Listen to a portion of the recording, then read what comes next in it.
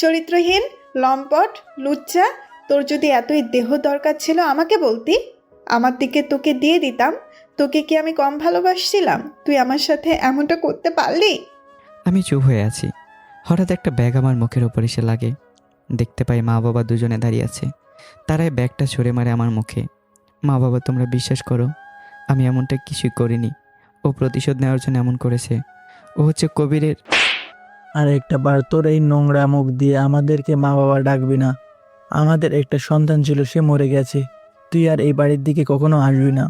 বাসা থেকে বেরিয়ে বন্ধুদের সাথে দেখা না করে চলে আসলাম এক অজানা গন্তব্যের দিকে। রাত 10টা বাজে। ক্ষুধে আমার পেটে ইঁদুর দৌড়াচ্ছে। পকেটে হাত দিয়ে দেখি 500 টাকা আছে। তাই সামনে একটা হোটেল দেখলাম, সেখানে গিয়ে কিছু খেয়ে নিলাম। সাথে থাকলো আরও 270 টাকা। আমাকে বাসা থেকে বের করে দেওয়া হয়েছে। কী জন্য বের করে দেওয়া হয়েছে সেটা বলার আগে আগে আপনাদের পরিচয় দিয়ে নেই। আমি সিয়াম, বাসা টাঙ্গাইল, ইন্টার ফার্স্ট ইয়ারে পড়ি। আমার বাবা মোহাম্মদ হাবিবুর রহমান, একজন কলেজ অধ্যাপক। মা গৃহিণী। আমার একটা বড় ভাই আছে, নাম আব্দুল্লাহ। বাকিটুকু জানতে পারবেন সাথে থাকতে। আমাকে কী জন্য বাসা থেকে বের করে দেওয়া হয়েছে সেটা জানতে চাইলে চলে যেতে হবে 3 বছর আগে। 3 বছর আগে। ফ্ল্যাশব্যাক। আমি ক্লাস 8-এ পড়ি। একদিন আমার ফুফাতো বোন আসে বাসায়। সে নাকি এখানেই থাকবে, তা আমি জানতাম না। একদিন মা আমাকে বলল, শিয়াম, তুই তোর পাশের রুমটা একটু পরিষ্কার করে রাখতো, মেহমান আসবে। আচ্ছা ঠিক আছে, কিন্তু কে আসবে? তোর ফুফাতো বোন মিম আসবে আজকে, আর তোর সাথেই পড়ালেখা করবে এখান থেকে। আচ্ছা, আমি তাহলে রুমটা গুছিয়ে রাখি। মিমের আসার কথা শুনে আমি মনে মনে অনেক খুশি, কারণ আমি মিমকে অনেক আগে থেকে পছন্দ করি, মানে ক্লাস 6 থেকেই। তারপর রুমটা পরিষ্কার করে আমি গোসল করে বের হলাম। তখন বাবা কলেজ থেকে ফোন করলো। সিয়াম, আজকে মিম আসবে, ওকে নিতে আমার যাওয়ার কথা ছিল, কিন্তু আমি আর তোর বড় ভাই কেউ এখন যেতে পারবো না। কলেজে মিটিং আছে, তুই একটু মিমকে নিয়ে আয়। ঠিক আছে বাবা, কিন্তু আমার কাছে টাকা নেই। ঠিক আছে, আমি তোর বিকাশে টাকা পাঠিয়ে দিচ্ছি, এখনই চলে আসবে মিম। তুই তাড়াতাড়ি যা। এই বলে বাবা কল কেটে দিল। আর একটু পরে আমার বিকাশে 5,000 টাকা চলে আসলো। এখন ভাবছেন এত টাকা কেন দিল? আমি কখনো বাবার কাছে কখনো টাকা চাই না। আমার যাবতীয় সকল প্রয়োজনীয় বাবা নিজ থেকেই দিয়ে দেন। আমি কখনো বাবার কাছ থেকে টাকা চাইনি, এই প্রথম চাইলাম। সে যাই হোক, আমি স্টেশনের দিকে রওনা দিলাম।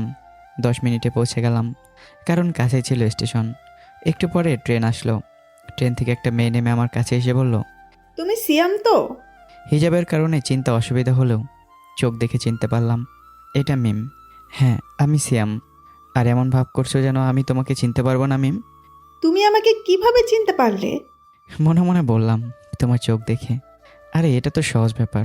আমি মিমকে নিতে এসেছি মানে তোমাকে। আর তুমি যখন বললে আমি সিয়ামকে না, তখনই তো সব পরিষ্কার হয়ে গেল আমার কাছে যে তুমিই মিম। তুমি তো দেখছি অনেক চালাক হয়ে গেছো। তাহলে এখন চলো, সামনে ফুচকার দোকান, ওইখানে গিয়ে ফুচকা খাবো, তারপর বাসায় যাব। চলো। তারপর আমি মিমকে নিয়ে ফুচকা খেয়ে বাসায় চলে আসলাম।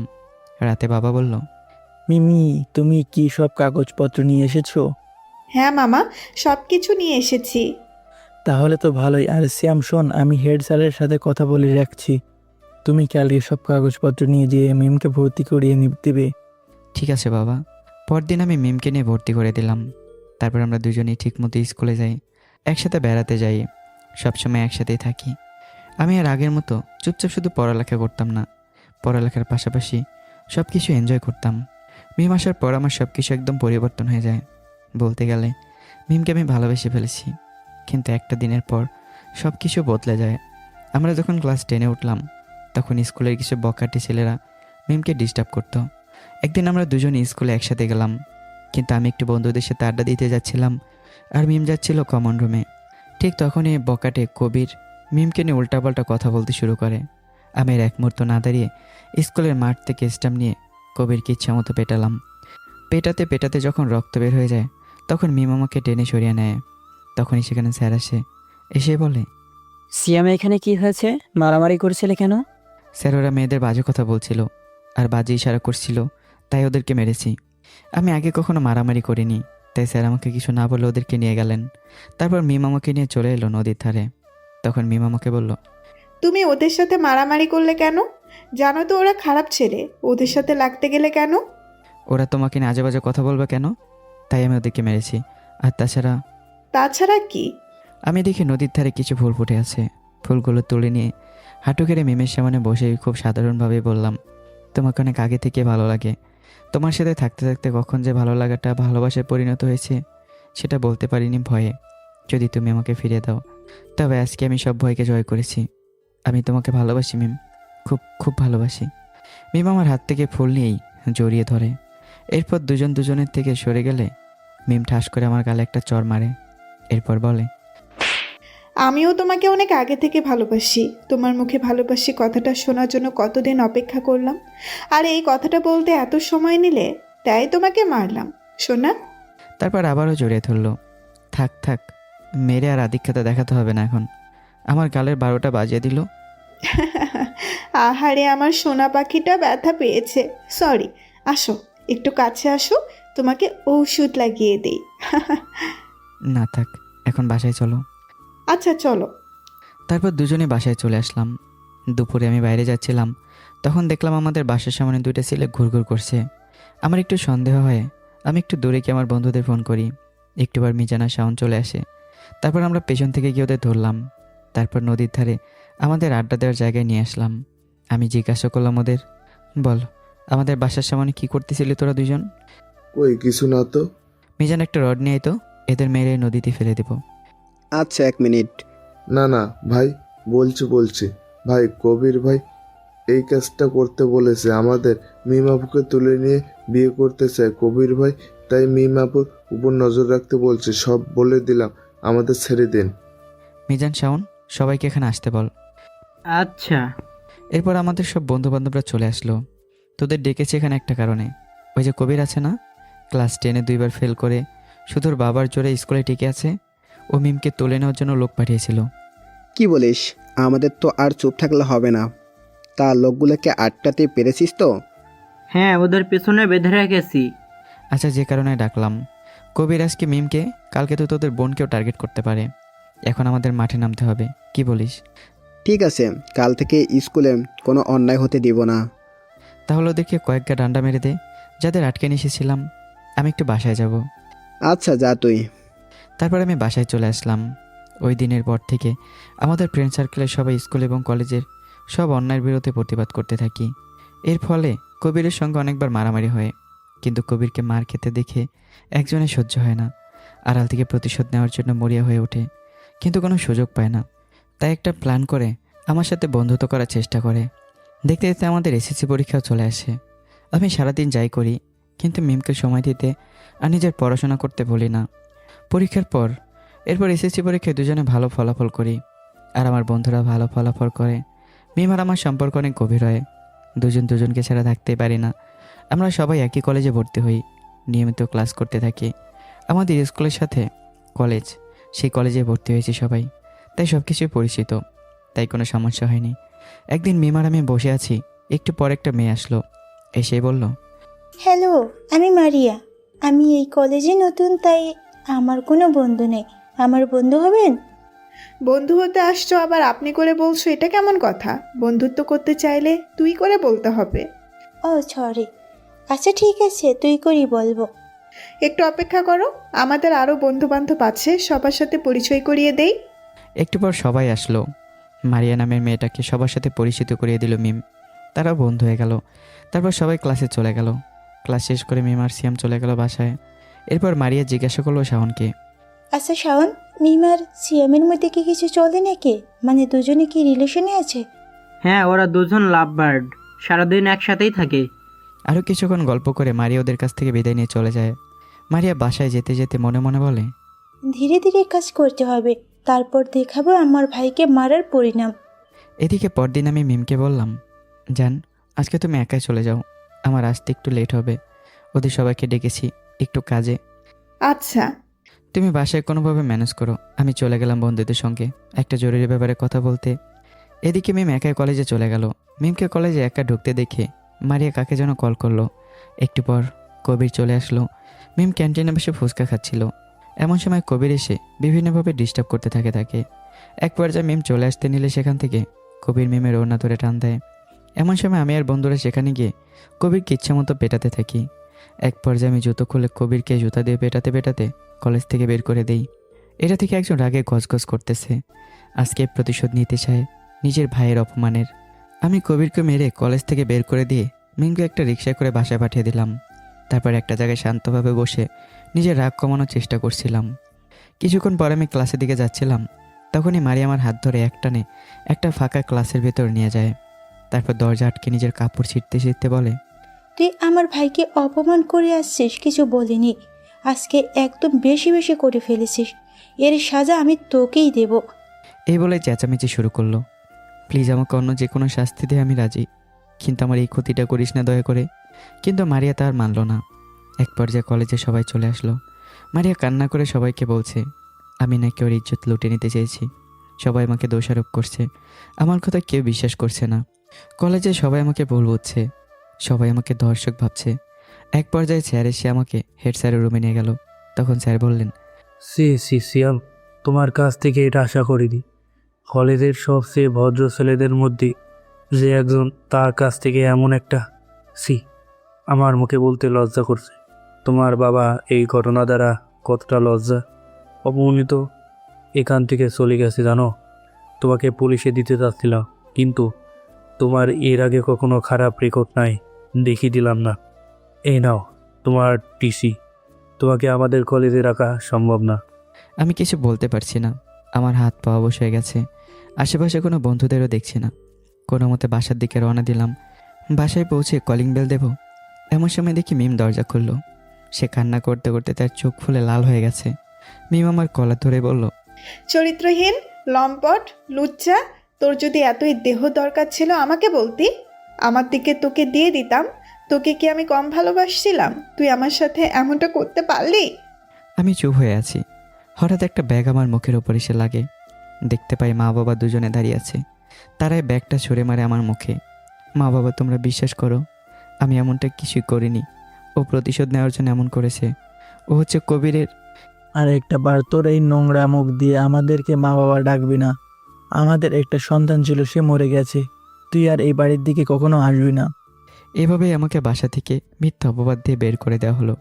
এবার বর্তমান। বাসা থেকে বেরিয়ে বন্ধুদের সাথে দেখা না করে চলে আসলাম এক অজানা গন্তব্যের দিকে। রাত 10টা বাজে। ক্ষুধা আমার পেটে ইঁদুর দৌড়াচ্ছে। পকেটে হাত দিয়ে দেখি 500 টাকা আছে। তাই সামনে একটা হোটেল দেখলাম, সেখানে গিয়ে কিছু খেয়ে নিলাম। সাথে থাকলো আরও 270 টাকা। কী থেকে কী করব কিছুই বুঝে উঠতে পারছি না। রাত গভীর হতে থাকলো। আমি কোনো থাকার জায়গায় ব্যবস্থা করতে পারছি না। এদিকে সব রকম টেনশনে আমার মাথা ব্যথা করতে লাগলো। আমার ছোটোবেলায় থেকে এই রোগটা, একটু বেশি চিন্তা করলেই মাথা ব্যথা করে, চোখে ঝাপসা দেখি, কোনো কিছুই করতে পারি না। মাথা ব্যথা নিয়ে আমি আস্তে আস্তে এগিয়ে যাচ্ছিলাম।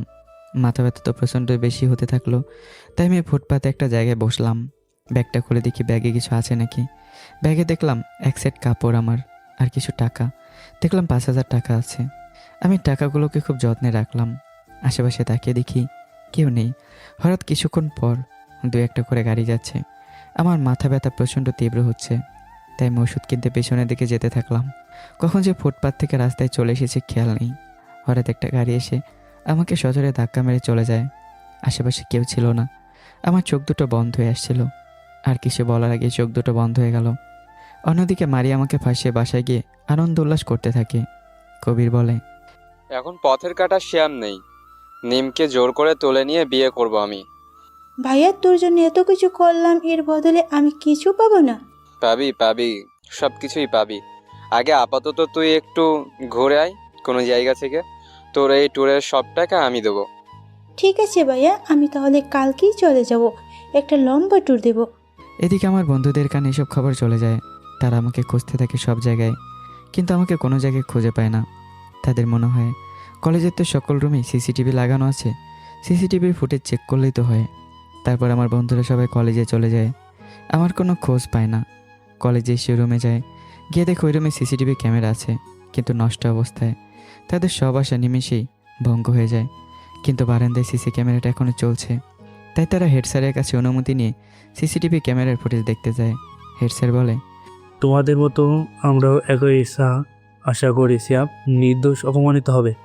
এই যে নাও, দেখো সিসিটিভির ফুটেজ। তারপর সবাই মিলে সিসিটিভি ফুটেজ দেখতে পায়। আমি মন খারাপ করে বারান্দা দিয়ে হেঁটে আসছিলাম।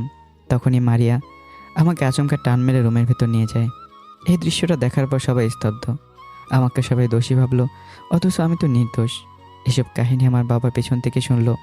সে সামনে গিয়ে বলে, স্যার আমি কি ফুটেজটা নিতে পারি? অবশ্যই নিন। আর সিয়ামকে দ্রুত সম্ভব কলেজে আসতে বলবেন। মারিয়াকে কঠোরভাবে জিজ্ঞাসাবাদ করা হবে, আর সিয়ামকে সম্মানে এই অপবাদ থেকে মুক্তি দেওয়া হবে। এই কথাটা শোনার পর আমার বাবার চোখে পানি। তিনি ফুটেজটা নিয়ে বাসায় চলে গেলেন। বাসায় যাওয়ার পর মা বললেন, শুনছো, মিম নাকি ওদের বাসায় চলে যাবে। বাবা চুপ করে আছে। কি হলো, কিছু বলছো না যে? তখন আমার বাবার চোখ দিয়ে পানি পড়তে শুরু করলো। এটা দেখে আমার মা বললেন, কি হলো, তোমার চোখে পানি কেন? কোনো বড় দুঃসংবাদ? তারপর আমার বাবা ফোনটা এগিয়ে দিলেন আমার মার দিকে। আমার মা ফুটেজটা দেখে পিছন থেকে মিম বলল, মামি, আমি ভিডিওটা দেখি। মিম ভিডিওটা দেখেই বলল, মামা, ভিডিওটাতে যেটা দেখলাম এটা কি সত্যি? বলুন, সত্যি? আমরা যাকে এত অপমান অবহেলা করে বের করে দিলাম বাসা থেকে, সে আসলেই নির্দোষ। একটা মেয়ের কথাই পড়ে আমার ছেলেকে নিজের হাতে বাড়ি থেকে বের করে দিলাম। মাও কান্না শুরু করলো। আর আমার বন্ধুদের কাছ থেকে খোঁজ নিতে থাকলো যে আমি তাদের কাছে গেছি কিনা। মিম ঠিক করলো আর এখানে সে থাকবে না, তাই সে চলে গেল তার বাড়ি। মিমের মনেও তার সন্দেহ দূর হচ্ছে না। একটা মেয়ে তার ইজ্জতের বিষয়ে নিশ্চয়ই মিথ্যা বলবে না। মিমের মনে এখনও আমার প্রতি ঘৃণা কাজ করছে, কিন্তু আবার ভালোবাসাও কাজ করছে। এদিকে আমি আস্তে আস্তে চোখ খুলছি। নিজেকে একটা বদ্ধ করে আবিষ্কার করলাম। ঘরে শুধু নিভু নিভু কিছু আলো, কেমন ঠান্ডা মনে হচ্ছে এচির বাতাস। আশেপাশে ভালোভাবে খেয়াল করে দেখলাম আমি হাসপাতালে। আমি নড়াচড়া করার চেষ্টা করলাম, কিন্তু আমার সারা শরীর দেখলাম প্লাস্টার করা। সামনে ঘড়ির দিকে তাকিয়ে দেখে রাত 2টা বাজে। আমি আর ঘুমাতে পারলাম না। সকালে একজন নার্স আসে আমাকে দেখতে। নার্স দেখতে পায় আমার চোখ খোলা, সাথে সাথে ডক্টরকে খবর দেয়। ডক্টর এসে ভালোভাবে চেক আপ করে আমার অবস্থা। তারপর একজনকে ফোন করে। একটু বড় একজন ভদ্রলোক আসে। ডাক্তার, রোগী কি এখন কথা বলতে পারবে? হ্যাঁ, কথা বলতে পারবেন, কিন্তু কম। ঠিক আছে ডাক্তার, আমি একটু কথা বলতে চাই। ঠিক আছে। তারপর ভদ্রলোক ডক্টরের সাথে কথা বলে আমার কাছে এলেন, আমার পাশে বসলেন। তোমাকে 2 মাস আগে অ্যাক্সিডেন্ট অবস্থায় পেয়েছিলাম রাস্তায়। তোমার বাড়ির লোকের ব্যাপারে কিছু মনে আছে, নির্দ্বিধায় বলতে পারো। তোমার নাম কি? কি? আমি এখানে 2 মাস ধরে আছি? আমার নাম সিয়াম। আমার বাড়ির কোনো লোক নেই। আমাকে বাসা থেকে বের করে দেওয়া হয়েছে, তাই আমি আর আমার বাসার সম্পর্কে বলতে চাই না। আচ্ছা, তাহলে তুমি এখন রেস্ট নাও, আমি পরে আসছি। ঠিক আছে। ভদ্রলোক চলে গেলেন। আমি এদিকে টেনশনে আছি। 2 মাস ধরে হাসপাতালে আছি, এত বিল কীভাবে দেব? এসব ভাবতে ভাবতে আমার চোখে ঘুম চলে আসলো। আমি আবার ঘুমিয়ে পড়লাম। অন্যদিকে মিম দোটানার মধ্যে পড়ে আছে। একবার ভাবছে আমি নির্দোষ, আবার ভাবছে মারিয়া নিজের ইজ্জতের কথা নিশ্চয়ই মিথ্যা বলবে না। এইসব চিন্তা করতে করতে মিম ডিপ্রেশনে চলে যায়। তাই মিমের বাবা মা ঠিক করলো মিমকে ঢাকায় মিমের চাচার বাসায় পাঠাবে। চাচা চাচি ছাড়া কেউ থাকে না সে বাসায়। মিমের চাচাতো ভাই বিয়ে করে আরেক বাসায় থাকে, তাই মিম সেখানে থেকে পড়াশোনা করতে পারবে। এদিকে আমার বাসায় সবটা জানার পর আমার বাবা মা খুব ভেঙে পড়ে। আমার বন্ধুরা আমাকে খুঁজে বের করবে বলে তাদেরকে আশ্বাস দেয়, কিন্তু আমার বন্ধুরা কোনো খোঁজ পায় না। আমার বাবাও কলেজে এখন নিয়মিত যায় না। হেড স্যার যে ঘোষণা করতে চেয়েছিলেন মারিয়ার অনুপস্থিতির কারণে তা করতে পারেননি। এদিকে আমি চোখ খুলে সকালবেলা দেখলাম একজন ভদ্রমহিলা বসে আছেন, সাথে একটা মেয়ে, ক্লাস 7-8 পড়ে হয়তো। একটু পর কালকে সেই ভদ্রলোকটি আসলেন। আমি চোখ খুলেছি, ওনারা এখনও সেটা খেয়াল করেননি। হঠাৎ ডক্টর এবং নার্স চলে আসে, আমার চেক আপ করে চলে যায়। তখনই ভদ্রলোকটি বলে, সিয়াম, এখন কেমন আছো?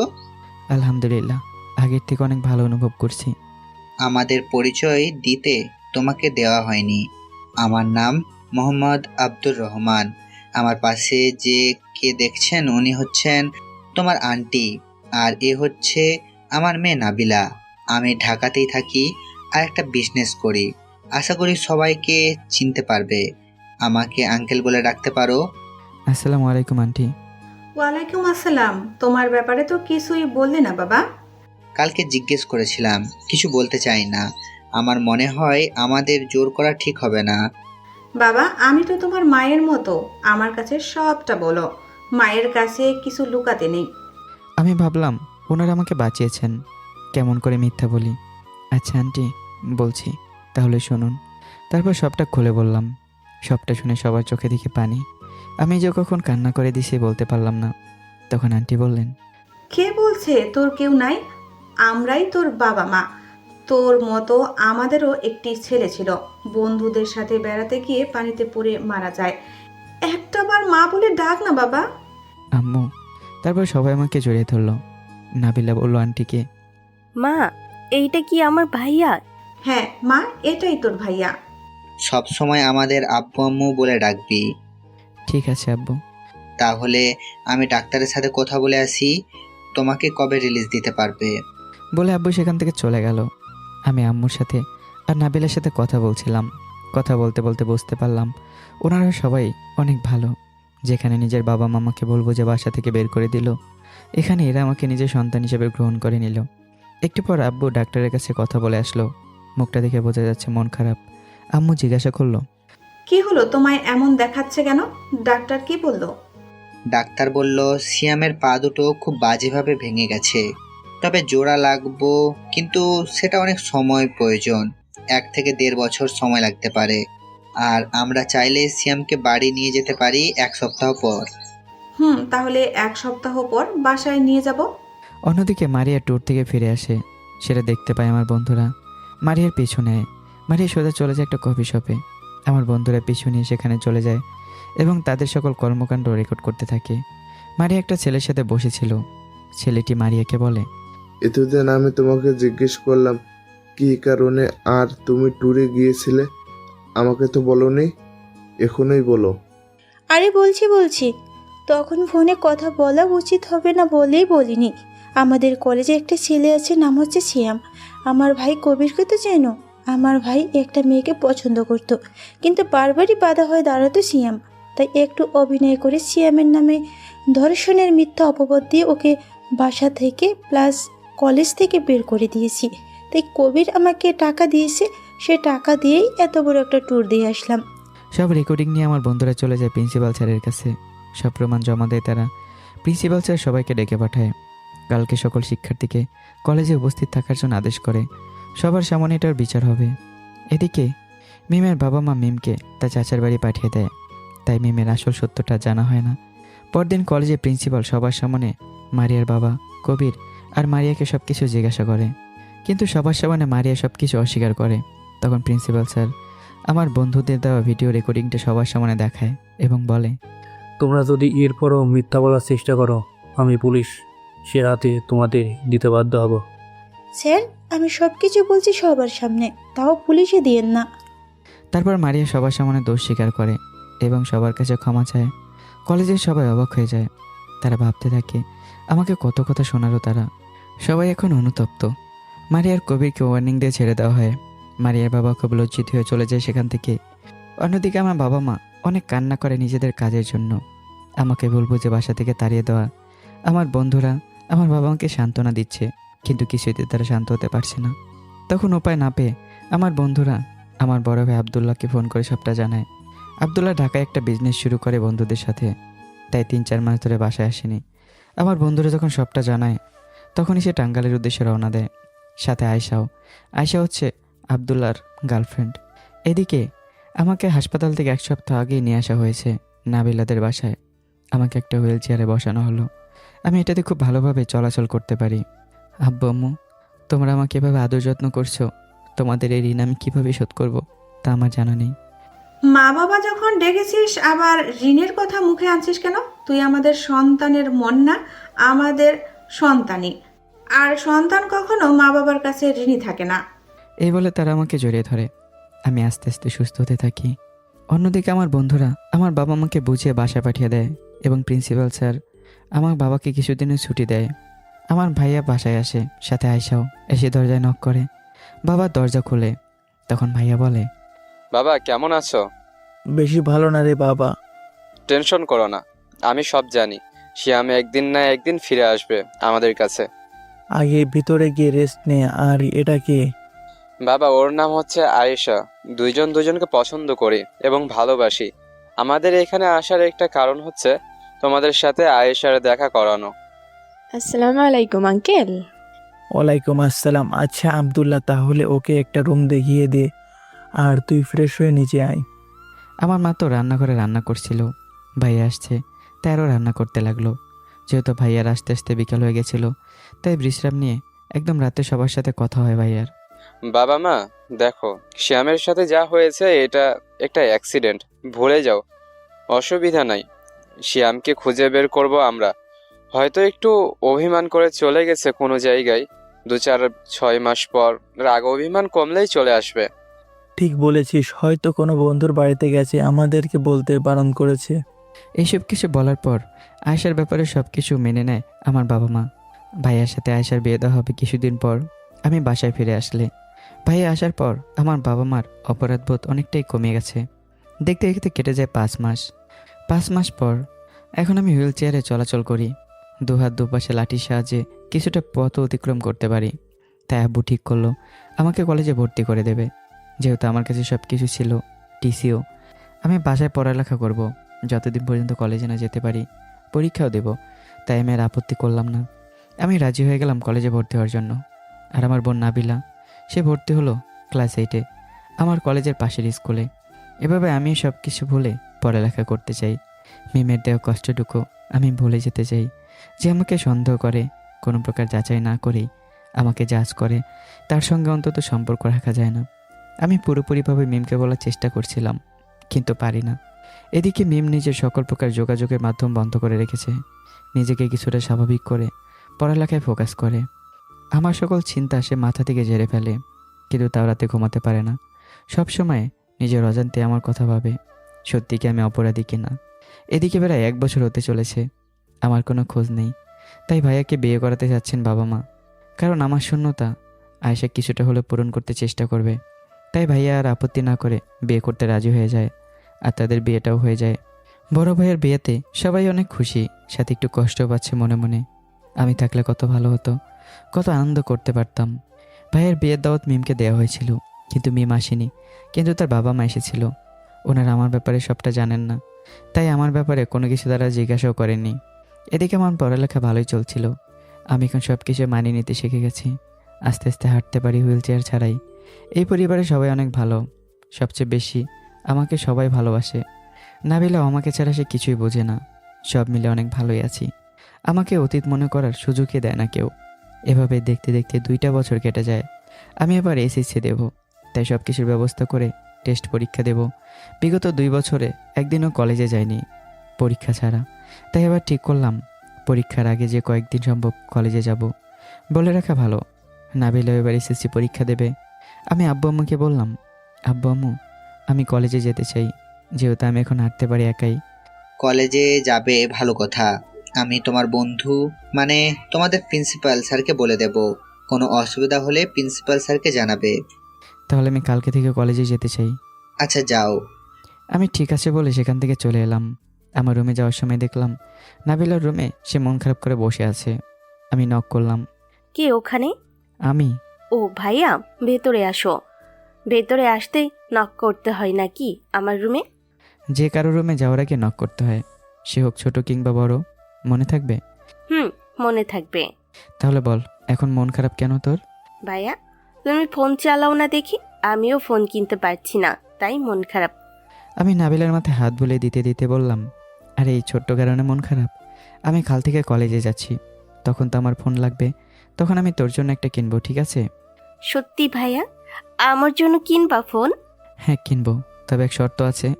ফোনটা হাতে পাবি তুই এসএসসি পরীক্ষার পর। ঠিক আছে, আমার শোন না ভাইয়া। আচ্ছা তাহলে এখন কি করতেছিলি? যদি কাজ না থাকে পড়তে বস, ভালো রেজাল্ট করতে হবে কিন্তু। আচ্ছা ভাইয়া।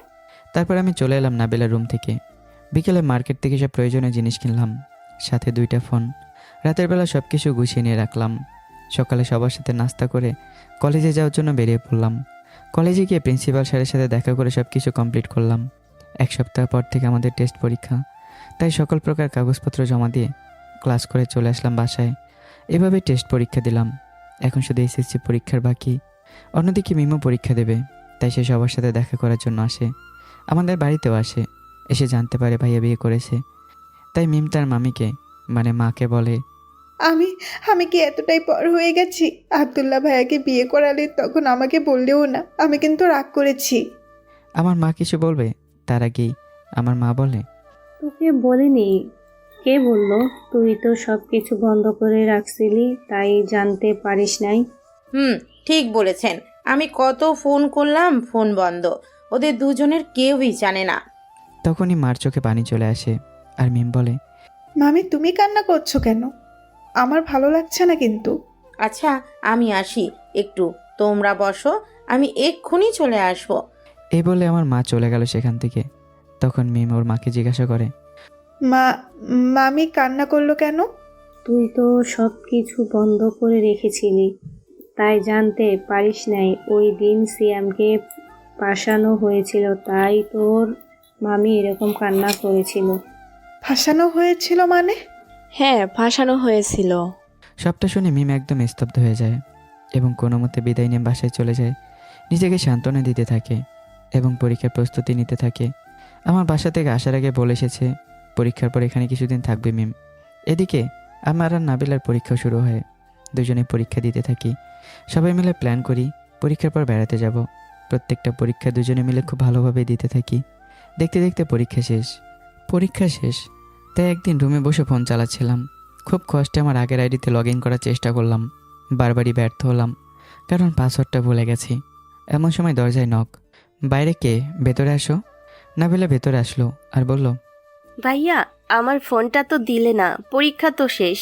ও, আমি তো ভুলেই গিয়েছিলাম। তারপর আলমারির ভেতর থেকে ফোনটা বের করে দিলাম ওর হাতে। নাবিলা, এই নে তোর ফোন। এখানে বাবাকে বলে একটা সিম কার্ড নিয়ে এই মোবাইলে দিয়ে দিয়েছি। আর সবসময় মোবাইল ফোন ব্যবহার করবি না, কাউকে নাম্বার দিবি না। আশা করি তোকে বিস্তারিত বলতে হবে না। ভাইয়া তুমি এত টেনশন করো না, কোনো সমস্যা হবে না ইনশাল্লাহ। আচ্ছা তাহলে যাও, আমি একটু ঘুমাই। তারপর নাবিলা চলে গেল আমার রুম থেকে। পরদিন সকালে নাস্তা করার সময় ডাইনিং টেবিলে যখন বসেছিলাম, তখন বাবা বলল, সবাই শোনো, সামনের সপ্তাহে আমরা বেরোতে যাচ্ছি। কোথায় আব্বু? তোর ফুপির বাসায় যাব, তবে আমি 2 দিনের বেশি থাকতে পারবো না, আমার অফিসের কাজ আছে। ঠিক আছে আব্বু। সবার সাথে বসে খাবার খাচ্ছিলাম এবং বেড়াতে যাওয়ার প্ল্যানিং করছিলাম। বেড়াতে যাওয়ার প্ল্যান করা শেষে আব্বু বলল, একটু রেডি হয়ে আসো তো, আমার সাথে তোমার একটু অফিসে যেতে হবে। আচ্ছা আব্বু, অফিসে যেতে হবে কেন? দেখো সিয়াম, আমার এখন বয়স হয়ে যাচ্ছে, আমি একা সব কিছু সামলাতে পারি না। তাই তোকেও এখন থেকে কিছু কিছু সময় আমার সাথে কাজে সাহায্য করতে হবে। তাই আজ থেকেই নিয়ে যাব ভাবছি সাথে করে। বসা থেকে আম্মু বলে ওঠে, কি করছো? আচ্ছা, এটার কেবল পরীক্ষা শেষ হলো, কিছুদিন ঘুরুক, তারপর না হয় অফিস যাবে। আম্মা আমার কোনো অসুবিধা নেই, অফিসে যাব আজকেই। তারপর আব্বুর সাথে অফিসে গেলাম। আব্বু সবার সাথে আমার পরিচয় করে দিল। খুব বেশি একটা কাজ ছিল না, আমাকে নাকি শুধু পরিচয় করার জন্য অফিসে আনা হয়েছে। তারপর এভাবে 1 সপ্তাহ অফিস করার পর আমি আব্বুর নতুন হাসপাতাল সম্পর্কে জানতে পারি। কিছুদিন আগে আব্বু একটা হাসপাতাল খুলেছে। বেড়ানো শেষ হয়ে গেলে আমাকে হাসপাতালে দেখাশোনা করতে হবে। এদিনের মতো বাসায় ফিরলাম। পরদিন আমরা বেড়াতে যাওয়ার জন্য প্রস্তুতি নিচ্ছিলাম। তখনই আমার মনে পড়লো আমার তো জুতো ছিঁড়ে গেছে কালকেই। এটা জানার পর আব্বু বলল, তোরা 2 জন মার্কেটে গিয়ে কি কি প্রয়োজন সবকিছু কিনে নে। আমরা এদিক দিয়ে বেরিয়ে মার্কেট থেকে তোদেরকে রিসিভ করে তারপর তোদের ফুপির বাসায় যাব। ঠিক আছে, আমি আর ভাইয়া মার্কেটে যাব। তারপর আমরা মার্কেটে গিয়ে মার্কেট করছিলাম। সব কিছু কমপ্লিট করে বাইরে আসলাম। হঠাৎ ফোন আসলো আব্বুর নাম্বার থেকে। কল রিসিভ করার পর একটা লোক বলল, হ্যালো, এই মোবাইলের মালিক কি আপনার পরিচিত? হ্যাঁ, আমার আব্বুর মোবাইল এটা। কে আপনি, আর মোবাইলটা পেলেন কোথায়? আপনার আব্বু আম্মু অ্যাক্সিডেন্ট করেছে, হাসপাতালে নিয়ে আসলাম সবাই, সেখান থেকেই মোবাইলটা পেয়েছি। আপনি দ্রুত এই হাসপাতালে চলে আসুন। আমি তাড়াতাড়ি নাবিলাকে নিয়ে হাসপাতালের উদ্দেশ্যে রওনা দিলাম। নাবিলা জিজ্ঞাসা করছিল কি হয়েছে। আমি বলিনি কি হয়েছে, শুধু বললাম আমাদের হাসপাতালে আব্বু আম্মুকে অ্যাডমিট করা হয়েছে। হাসপাতালে যাওয়ার পর ডক্টর এগিয়ে আসলো। আপনি কি সিয়াম? হ্যাঁ, আমি সিয়াম। আপনি তাড়াতাড়ি আসুন, রোগীর অবস্থা খুব একটা ভালো না, আপনাকে কিছু বলতে চায়। চলুন তাড়াতাড়ি। তারপর নাবিলা, আমি আর ডক্টর গেলাম রুমের ভেতর। নাবিলা বাবা মার অবস্থা দেখে কান্না করছিল। কান্না করতে করতে জ্ঞান হারানোর উপক্রম। আব্বু আম্মু কাঁপা কাঁপা গলায় বলল, সিয়াম, আমার মনে হয় আর বেশিক্ষণ বাঁচবো না। ওই দিন তোমাকে অফিসে নিয়ে গিয়ে একটা কাগজে সাইন করাইয়েছিলাম, কথা ছিল প্রপার্টির দলিল। জানি আগে থেকে বললে তুমি কখনো সাইন করতে না। জানতাম এক না এক সময় কাজে লাগবে, কিন্তু সময়টা এত তাড়াতাড়ি চলে আসবে কখনো ভাবিনি। আব্বু আম্মু, তোমরা এভাবে বলো না। তোমরা খুব তাড়াতাড়ি সুস্থ হয়ে পড়বে। তোমাদের ছাড়া আর কেউ নেই তো আমাদের। বাবা সিয়াম, তোমার বোনটার খেয়াল রেখো। আর কোনো কিছু বলতে পারলেন না। আম্মু শেষ নিঃশ্বাস ত্যাগ করলেন। আম্মুর এই অবস্থা দেখে আব্বু ঠিক থাকতে পারলেন না। আব্বু চলে গেলেন না ফেরার দেশে। এসব দেখে আমি মাথায় চাপ খেয়ে সেন্সলেস হয়ে পড়ে গেলাম। কিছু সময় পর জ্ঞান ফিরলেই দেখি নাবিল আমার পাশে বসে কান্না করছে। আমাদের কোম্পানির ম্যানেজার মানে আব্বুর বন্ধু আসছে। তারপর আত্মীয় স্বজনদের খবর দেওয়া হলো, সবাই আসলো। আম্মু আব্বুর জানাজা দাফন করার পর সবাই চলে গেল, কেউ আর থাকলো না। আব্বু আম্মুর সাথে আমারও পড়ালেখা চলে গেল। আমার পড়ালেখা আর করা হলো না। আমার ছোট বোনটাকে অনেকভাবে সান্ত্বনা দেওয়ার চেষ্টা করছি, কিন্তু পারছি না। তাকে বললে সে এখন আর পড়ালেখা করতে চায় না। হাসপাতাল থেকে ডক্টর বলল আমার মাথায় এর আগের বার অ্যাক্সিডেন্ট হওয়ার ফলে একটু সমস্যা আছে, প্রত্যেক মাসে চেক আপ করতে হবে। যেহেতু হাসপাতাল আমাদের, তাই আর কোনো সমস্যা নেই। নাবিলাকে অনেকভাবে বুঝিয়েছি পড়ালেখা করার জন্য, কিন্তু সে পড়ালেখা করতে নারাজ। কিছুদিন পর রেজাল্ট আসলো, আমরা অনেক ভালো রেজাল্ট করেছি। আমি আর কোনো ভার্সিটিতে ভর্তি হইনি। আমি এখন আব্বুর বিজনেসটা দেখাশোনা করি। অন্যদিকে মিম আমার বাসায় বেড়াতে এসে পরীক্ষার পর তারপর করে যাওয়া সব কাহিনীর সত্যতা যাচাই করে আর মারিয়ার সাথে কথা বলে। সব কিছু জেনে মিম একদম ভেঙে পড়ে, আবারও চলে যেত চাচার বাসায় এবং আগের মতো নিজেকে শক্ত করে পড়াশোনায় মন দেয়। কিন্তু এবার কিছুতে আগের মতো আমাকে ভুলতে পারে না। এদিকে আমি আব্বুর অফিসে আব্বুর বিজনেস সামলাই। আমি অনেক বুঝিয়ে নাবিলাকে কলেজে ভর্তি করে দেওয়ার চেষ্টা করলেও বলে আর 1 বছর পর থেকে পড়বে। আমি খুব বেশি একটা চাপ দেইনি। এভাবে কেটে গেল 3টি বছর। সব কিছুর একটা ব্যবস্থা করেছি। কোম্পানির জন্য এমডি পদে একজন লোক নিয়োগ দিয়েছি। আমি শুধু সব কিছুর হিসেব নেব আর জরুরি মিটিংয়ের মধ্যে উপস্থিত থাকব। 1 বছর পর নাবিলাকে ভর্তি করিয়েছিলাম কলেজে।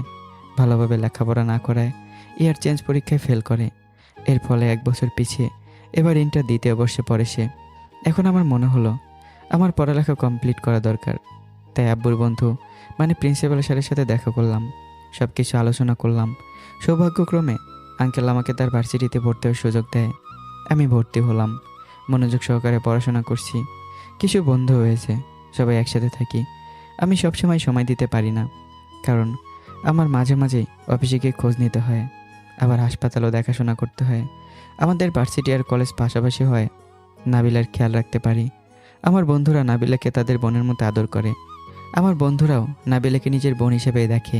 আমি যদি ভার্সিটিতে না থাকি তাহলে আমার চিন্তা করতে হয় না, আমার বন্ধুরা নাবিলার খেয়াল রাখে। ও আমার বন্ধুদের পরিচয়তে দেওয়া হয়নি, প্রথমে ওদের নাম বলে দিই। ওয়ালিদ, খালিদ, হাসান, নিলয় আর মুশফিক, এরাই হচ্ছে আমার বন্ধু। খুব বেশি দিন না হলেও ওদের সাথে আমার সম্পর্ক অনেকটা গভীর হয়ে গেছে। একদিন আমি ভার্সিটিতে গিয়ে জানতে পারলাম আমাদের ইয়ার চেঞ্জ পরীক্ষা শুরু হবে 1 মাস পর। মনোযোগ সহকারে পড়াশোনা শুরু করলাম। বাসায় এসে দেখি নাবিলা পড়তে বসেছে, তাই আমি কিছু না বলে রান্না করে চলে গেলাম রান্না করতে। রান্না করার জন্য কাউকে রাখা হয়নি, আমি আর আমার বোনই রান্না করি। রান্না শেষে আমি গোসল করে বের হলাম, দেখি নাবিলা এখনও পড়ছে। তাই আমি ওর কাছে গিয়ে বললাম, কি হয়েছে রে আপু, এতক্ষণ ধরে একটা বই নিয়ে বসে আছিস? ভাইয়া, তুমি তো জানো আমার সামনের মাস থেকে এইচএসসি পরীক্ষা। আমি সব সাবজেক্টে সিলেবাস কমপ্লিট করতে পারলেও এই সাবজেক্ট পারছি না, কি হবে এখন? আরে গাধি, আমি তো একটা টেনশন করিস কেন? পরীক্ষা পর্যন্ত আমার কাছে সাবজেক্ট পড়বি, আমি সব বুঝিয়ে দেব। আরে আমার মাথায় এটা আগে আসে নাই কেন? আমার লক্ষ্মী ভাইয়া থাকতে আমি কেন টেনশন করছি? আচ্ছা ঠিক আছে, আগে এখন খেয়ে নে, অনেকটা সময় ধরে পড়লি। তারপর নাবিলার আমি খাওয়া দাওয়া করে পড়তে বসলাম। নাবিলার যত সমস্যা ছিল আস্তে আস্তে সব বোঝাতে থাকলাম। এভাবে নাবিলার পরীক্ষা যত পড়া সব আমি নাবিলাকে পড়িয়েছি। এভাবে নাবিলার পরীক্ষা শেষ হয় এবং আমার পরীক্ষাও শুরু হয় বরাবরের মতো। এবার আমার পরীক্ষা ভালোই হচ্ছে। পরীক্ষা শেষে বন্ধুরা মিলে ঠিক করলো বেড়াতে যাবে।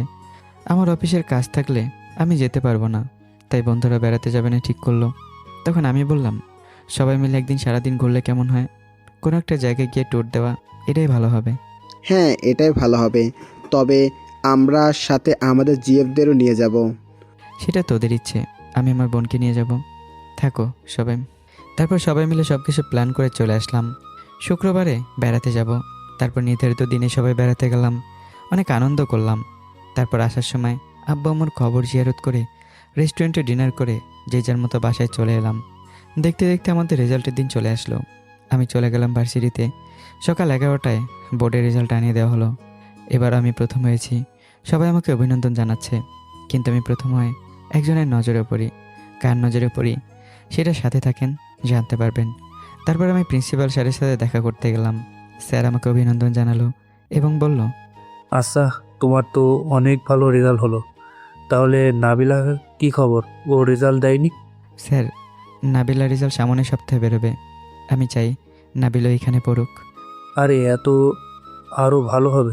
রেজাল্ট পাওয়ার সঙ্গে সঙ্গে তুমি এখানে চলে এসো, আমি নাবিলাকে ভর্তি করে দেবো। আচ্ছা স্যার, আমি আসি তাহলে। এই বলে ভার্সিটি থেকে চলে এলাম। এক সপ্তাহ পর রেজাল্ট বেরোলো বোনের। রেজাল্ট খুব ভালো হয়েছে। আমাদের ভার্সিটিতেই ভর্তি করে দিলাম। আমি দ্বিতীয় বর্ষে ভর্তি হলাম। কিছুদিন পর থেকে ক্লাস শুরু হলো। প্রিন্সিপাল স্যার বললেন, আমাদের ভার্সিটিতে নবীনবরণ অনুষ্ঠান হবে এবং সেই দিনই একজন নতুন শিক্ষিকা আমাদের ভার্সিটিতে জয়েন করবেন।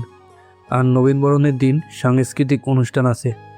যে যে বিষয়ে নাম দিতে চাও, কবিতা আবৃত্তি, গান, নাচ ইত্যাদি নাম দিতে পারো। আর সিয়াম সেই অনুষ্ঠানে নতুন টিচারকে স্বাগতম জানাবে। তুমি ফার্স্ট বয়। ঠিক আছে স্যার। এরপর প্রিন্সিপাল স্যার চলে গেলেন। এদিকে আমার উপর কেউ নজর রাখছিল। আমার সাথে নাবিলাকে দেখে সেভাবে নাবিলা হয়তো আমার জেব, কিন্তু পরে যখন দেখে সে আমার বোন, তখন সে ঠিক করলো নবীনবরণ দিন সে আমাকে প্রপোজ করবে। হ্যাঁ, আপনারা ঠিকই ধরেছেন।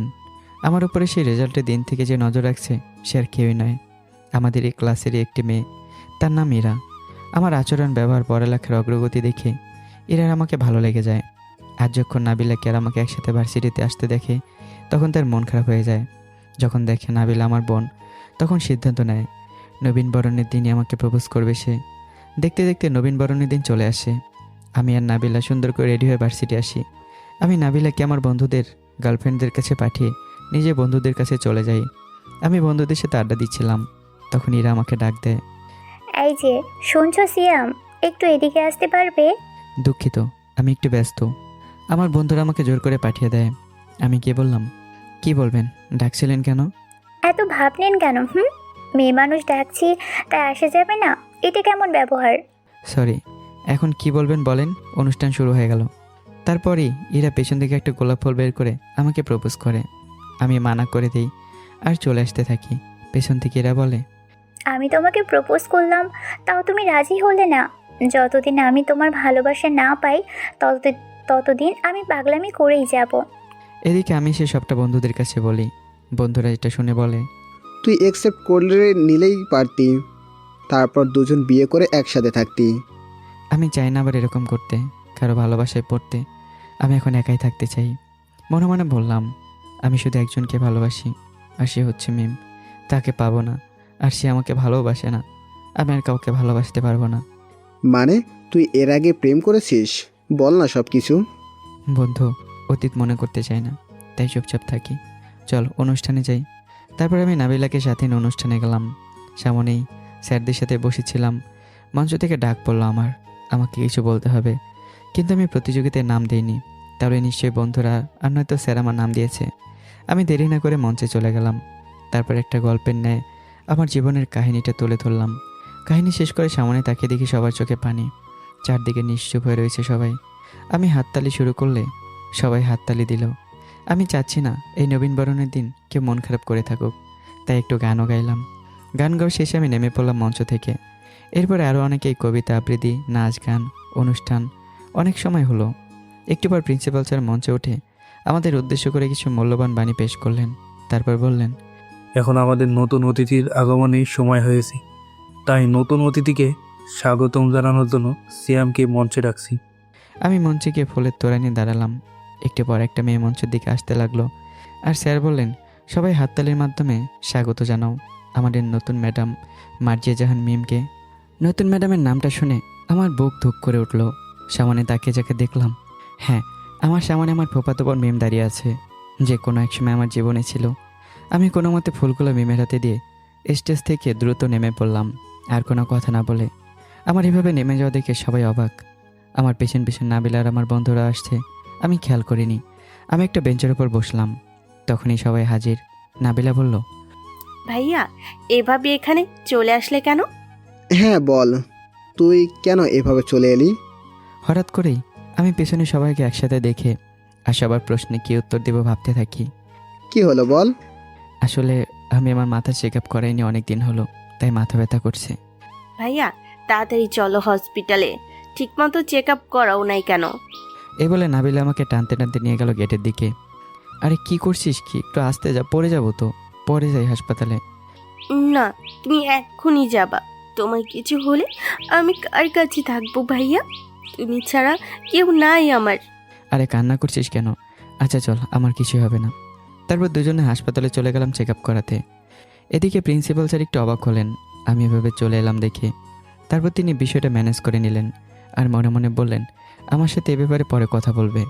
এদিকে মিম এত বছর পর আমাকে এভাবে দেখতে পারবে আশা করেনি, যার জন্য মিমের এই অবস্থা, তাকে এভাবে দেখতে পাবে এটা তার আশাই ছিল না। আচ্ছা মিম এখানে কীভাবে আসলো এটা আপনাদের বলি। আমি মাঝখানে পড়ালেখা বাদ দিলেও মিম আর বাদ দেয়নি। মাস্টার্স কমপ্লিট করার পর মিম যেন কীরকম হয়ে যায়, সারাক্ষণ আমার নাম ধরে ডাকতে থাকে। এক পর্যায়ে মিমের বাবা মা সিদ্ধান্ত নেয় মিমকে বিয়ে দেবে, কিন্তু মিম এতে নারাজ, একবার যায় সুইসাইড করতে। তাই মিমের বাবা মা সিদ্ধান্ত বাদ দেন আর মিমকে তার মামার কাছে এখানে পাঠিয়ে দেন। আর এই ভার্সিটিতে শিক্ষিকা হিসেবে সে চাকরি পায়। এরপরের ঘটনার তোই আপনারা জানেনই। মিম কোনোভাবে অনুষ্ঠান শেষ করে অবিশ্বামে প্রিন্সিপাল স্যারের সাথে দেখা করতে যায়। কিছু বলবেন নাকি মিস মিম? হ্যাঁ স্যার, আমি কিছু বলতে চাই। আজকে আমাকে স্টেজে ফুল দিতে উঠেছিল ওই ছেলেটাকে, ওর ব্যাপারে একটু জানতে চাই। আপনি নিশ্চয়ই শ্যামের কথা বলছেন। ছেলেটা অনেক ভালো, পড়াশোনায় ব্যবহার সব দিক দিয়ে ভালো। ও হচ্ছে আমার বন্ধুর ছেলে। তবে আজকে ওর হঠাৎ করে কি হলো, এমনটা আগে কখনো করেনি। ও আচ্ছা স্যার, তাহলে আমি এখন আসি। আচ্ছা। মিম যাওয়ার পর প্রিন্সিপাল স্যার আমার কাছে ফোন করে। ফোনটা রিসিভ হওয়ার পর আসসালামু আলাইকুম স্যার, ফোন দিলেন যে? ওয়ালাইকুম আসসালাম। একটা বিষয় জানার জন্য তোমাকে ফোন দিলাম। তুমি আজকে এভাবে চলে গেলে কেন স্টোজ থেকে? স্যার আমার তো মাথার সমস্যা আছে, আপনি তো জানেনই। হঠাৎ করে অনেক বেশি মাথা ব্যথা হয় আমি চলে আসি। ও কোনো সমস্যা না, তুমি চেক আপ করাও। সুস্থ হলে ভার্সিটিতে এসো, অসুবিধা নেই। এদিকে মিম তার মামার বাসায় চলে গেল। গিয়ে ফ্রেশ হয়ে খেয়ে তার মামাতো বোন মীরাকে জিজ্ঞাসা করলো, আচ্ছা মীরা, তুই কি সিয়ামকে চিনিস? কোন সিয়াম? ওই যে তোমাকে আজকে ফুল দিতে স্টেজে উঠেছিল যে, ওই সিয়াম? হ্যাঁ ওই সিয়াম। জানবো না কেন, ভার্সিটির সবচেয়ে হ্যান্ডসাম ছেলেদের মধ্যে একজন, পড়ালেখায় ভালো। আমার বান্ধবী ইরা আছে না, ও সিয়ামকে ভালোবাসে, আজকে প্রপোজও করেছে। থাক থাক, আর বলতে হবে না। আমাকে প্রপোজ করার কথা শুনে মিমের প্রচণ্ড রাগ হয়। মিম নিজের রুমে গিয়ে ভাবছে কালকে আমার সাথে কথা বলবে। পরক্ষণে মনে হলো আমার সাথে যে ব্যবহার করে আমাকে তাড়িয়ে দিয়েছিল, এখন আমাকে কিভাবে মানাবে। তারপর আবার সে আমার ম্যাম, সব কিছু কেমন যেন তার গুলিয়ে যাচ্ছিল। তারপর আবারও ভাবলো সিয়াম তো আমায় ভালোবাসে, তাই কথা বলবে আমার সাথে। এটা ভেবেই সে শুয়ে পড়ল। এদিকে নাবিল আর আমি হাসপাতাল থেকে বেরিয়ে রেস্টুরেন্টে গিয়ে দুপুরের খাবার খেলাম। তারপর বাসার উদ্দেশ্যে রওনা দেব। তখনই নাবিলা বলল, ভাইয়া রাতে তোমার রান্না করতে হবে না, এখান থেকেই খাবার নিয়ে চলো। আচ্ছা ঠিক আছে। এই বলে খাবার নিতে আবারও রেস্টুরেন্টের দিকে যাচ্ছিলাম, তখন একটা ফোন আসলো এমডি আঙ্কেলের। আমি আঙ্কেল বলেই ডাকি, ওনাকে বলেই দিছি আমার নাম ধরে ডাকতে। হ্যালো সিয়াম, কই তুমি? একটু অফিসে দরকার ছিল। আচ্ছা আঙ্কেল, তাহলে আমি আসছি। আমি নাবিলাকে বললাম তাহলে চল আজকে সারাদিন ঘুরবো, তার আগে চল অফিসে যাই, একটু কাজ পড়ে গেছে। আচ্ছা ভাইয়া চলো। তারপর অফিসে গিয়ে সকল প্রকার কাজ শেষ করতে করতে হিসাবগুলো নিতেই 3টা বেজে গেছে। নাবিলার আমি পার্কে গেলাম। একটা বেঞ্চে দুজনে বসে ভার্সিটি সম্পর্কে আলাপ করছিলাম। নাবিলার মনটা এখনও ভারী লাগছিল, তাই পার্কে নিয়ে আসা। সারাটা বিকেল ঘোরাঘুরি করে বিভিন্ন জায়গায় রাতের জন্য খাবার নিয়ে চলে গেলাম আমরা বাসায়। আসার সময় খেয়াল করলাম রাস্তায় মিমের মতো কে যেন আমাদের দিকে তাকিয়ে আছে, তাতে আমার কি। এদিকে মিমের মন খারাপ থাকায় মিম আর মীরা একটু হাঁটতে বেরোয়েছিল। তখনই দেখতে পাই আমি একটা মেয়ের সাথে হাসতে হাসতে রিক্সা করে যাচ্ছি। এটা দেখে মিমের মন একদম খারাপ হয়ে যায়। তখন মীরা বলে, আপু তুমি এভাবে দাঁড়িয়ে পড়লে কেন? চল তো, ভালো লাগছে না। তারপর তারা বাসায় চলে যায়। মিম সারা রাত ভাবে আমার সাথে ওটা কে ছিল। এভাবে ভাবতে ভাবতে ঘুমিয়ে পড়ে। পরদিন সকালে আমি আর নাবিলা রেডি হচ্ছে ভার্সিটি যাওয়ার জন্য। আমি নিজের বাইকটা নিয়ে বেরিয়ে পড়লাম নাবিলাকে নিয়ে। আমি আর নাবিলা বাইক নিয়ে ভার্সিটিতে প্রবেশ করলাম। তখনই আমাদের দেখে মন খারাপ করে বসে পড়ল মিম আর ভাবতে থাকে কিভাবে আমার সাথে কথা বলবে। এদিকে নাবিলা নিজের ক্লাসরুমে চলে গেল। আমি নিজের বন্ধুদের সাথে আড্ডা দিচ্ছিলাম। তখনই মিম এসে আমাকে ডাকে, এই যে সিয়াম, এদিকে একটু আসো। আমি শুনেও না শোনার ভান করে আড্ডা দিচ্ছিলাম। এই সিয়াম, ম্যাম মনে হয় তোকে ডাকছে, দেখ তো কি বলে। তুই একটু জানা, আমার ভালো লাগছে না। আরে তোকে ডাকছে, তুই যা। বন্ধুদের জোরাজুরিতে আমি গেলাম। ম্যাম কিছু বলবেন? হ্যাঁ, তবে এখানে বলতে পারবো না, একটু অফিসে দেখা করো। সে একটু অবাকই হলো। আমি তাকে ম্যাম বলবো এটা হয়তো সে আশাই করেনি। দুঃখিত, আমি যেতে পারবো না ম্যাম। যা বলার এখানে বলেন। আর তাছাড়া আমি তো চরিত্রহীন, কি থেকে কি করে ফেলে বলা যায় না।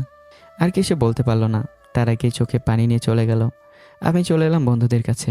আমি আসতে ওলা বরাবরই শুরু করলো। কি মামা, কাহিনী কি? এত সুন্দরী ম্যাম একলা ডেকে কথা বলে, মাত্র কালকে এলো, এর মধ্যে ফুটিয়ে ফেলেছিস নাকি?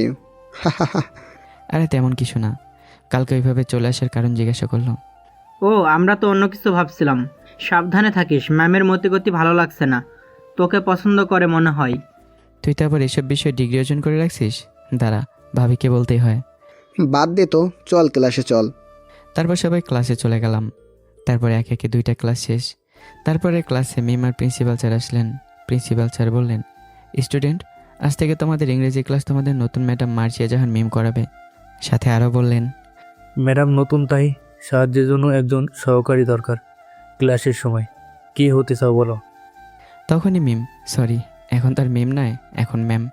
স্যার, ক্লাসের ফার্স্ট বয়কে সহকারী হিসাবে দিলেই হয়। ও হ্যাঁ, তাও হয়। এই ক্লাসের ফার্স্ট বয় হচ্ছে সিয়াব, অনেক ভালো একটা ছেলে, ওই পারবে সব সামলাতে। তখনই আমি প্রিন্সিপাল স্যারকে বললাম, স্যার আমি তো সবসময় ব্যস্ত থাকি জানিনি, আমাকে মাঝে মাঝে ক্লাস ফেলে হসপিটালে অথবা অফিসে যেতে হয়, তাই আমার মনে হয় দায়িত্বটা অন্য কাউকে দেওয়া হোক। হ্যাঁ, তবে তোমাকে যেহেতু দায়িত্ব দেওয়া হয়েছে, তাই তুমি কাজটা করবে। আর তোমার তখন যেখানে প্রয়োজন সেখানেই যাবে, অসুবিধা নেই। কি আর করার, ঠিক আছে স্যার। এরপর স্যার চলে গেলেন ক্লাস থেকে। ম্যাম সবার কাছ থেকে সবার পরিচয় নিচ্ছেন। এক পর্যায়ে আমার পালা। আমি দাঁড়িয়ে বললাম, আমার নাম সিয়াম, আমার বাবা একজন বিজনেসম্যান ছিলেন, আমার মা আর একটা বোন আছে, ব্যাস এতটুকুই। আমি এতটুকু বলে বসে পড়লাম। মিম আমার দিকে অবাক হয়ে তাকিয়ে আছে। তারপর বলে, সিয়াম, তোমার বাবা বিজনেসম্যান ছিলেন মানে এখন কি করেন? পাশ থেকে আমার বন্ধু বলল, ম্যাম, সিয়ামের বাবা মা একটা অ্যাক্সিডেন্টে মারা যায়, তাই বলেছিলেন। আর সিয়ামই সব কিছুর দেখাশোনা করে। ও, আমি দুঃখিত। তারপর ম্যাম ক্লাস করাতে থাকলেন। তারপর ক্লাস শেষ হয়ে বেল পড়ল। যাওয়ার সময় ম্যাম বলে গেলেন, সিয়াম, একটু অফিসে দেখা করো। ম্যাম চলে যাওয়ার পর বন্ধুরা বলল, তুই ম্যামের সাথে দেখা করে আয়, আমরা আর ক্লাস করব না, ক্যাম্পাসে আড্ডা দিব। আচ্ছা 5 মিনিট দাঁড়া, আমি দেখে আসি কি বলে। তারপর আমি অফিসের দিকে যাচ্ছিলাম, তখনই সামনে ইরা এসে হাজির। কই যাচ্ছ সিয়াম? তোমার সাথে কথা আছে, 2 মিনিট শোনো একটু। আচ্ছা বলো কি বলবে, আমার সময় নেই, জলদি বলো। তুমি আমাকে মেনে নিচ্ছ না কেন? তারপর আবার ওই নতুন ম্যামের ব্যবহারটা ভালো লাগছে না। সিয়াম, আই লাভ ইউ। এটা বলার সাথে সাথে পিছন থেকে ম্যাম বলে ওঠে, এই মেয়ে, এটা কি প্রেম করার জায়গা? আবার যদি দেখছি এমনটা করছো, তাহলে সরাসরি প্রিন্সিপাল স্যারের কাছে বলে টিসি দিয়ে দিব হাতে। সরি ম্যাম, আর হবে না। এই বলে ইরা সেখান থেকে চলে যায়। মিম বলে, তোমাকে কখন আসতে বলেছি, তাড়াতাড়ি আসো। তারপর ম্যামের সাথে অফিস রুমে গেলাম। ম্যাম তখন বলল, সিয়াম, আমি সত্যিই খুব বড় ভুল করে ফেলেছি। আমি সত্যিই তোমাকে সেদিন বুঝতে পারিনি, তোমাকে না বুঝেই দোষারোপ করে গেছি। এটা আমার উচিত হয়নি। তুমি আমাকে আর একটাবার সুযোগ দাও, কথা দিচ্ছি আর এমনটা হবে না, প্লিজ। আমি সত্যি তোমাকে ভালোবাসি। ভালোবাসেন?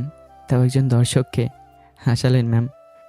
সত্যি আমি তোমাকে অনেক ভালোবাসি, তুমি প্লিজ আমাকে ভুল বুঝো না।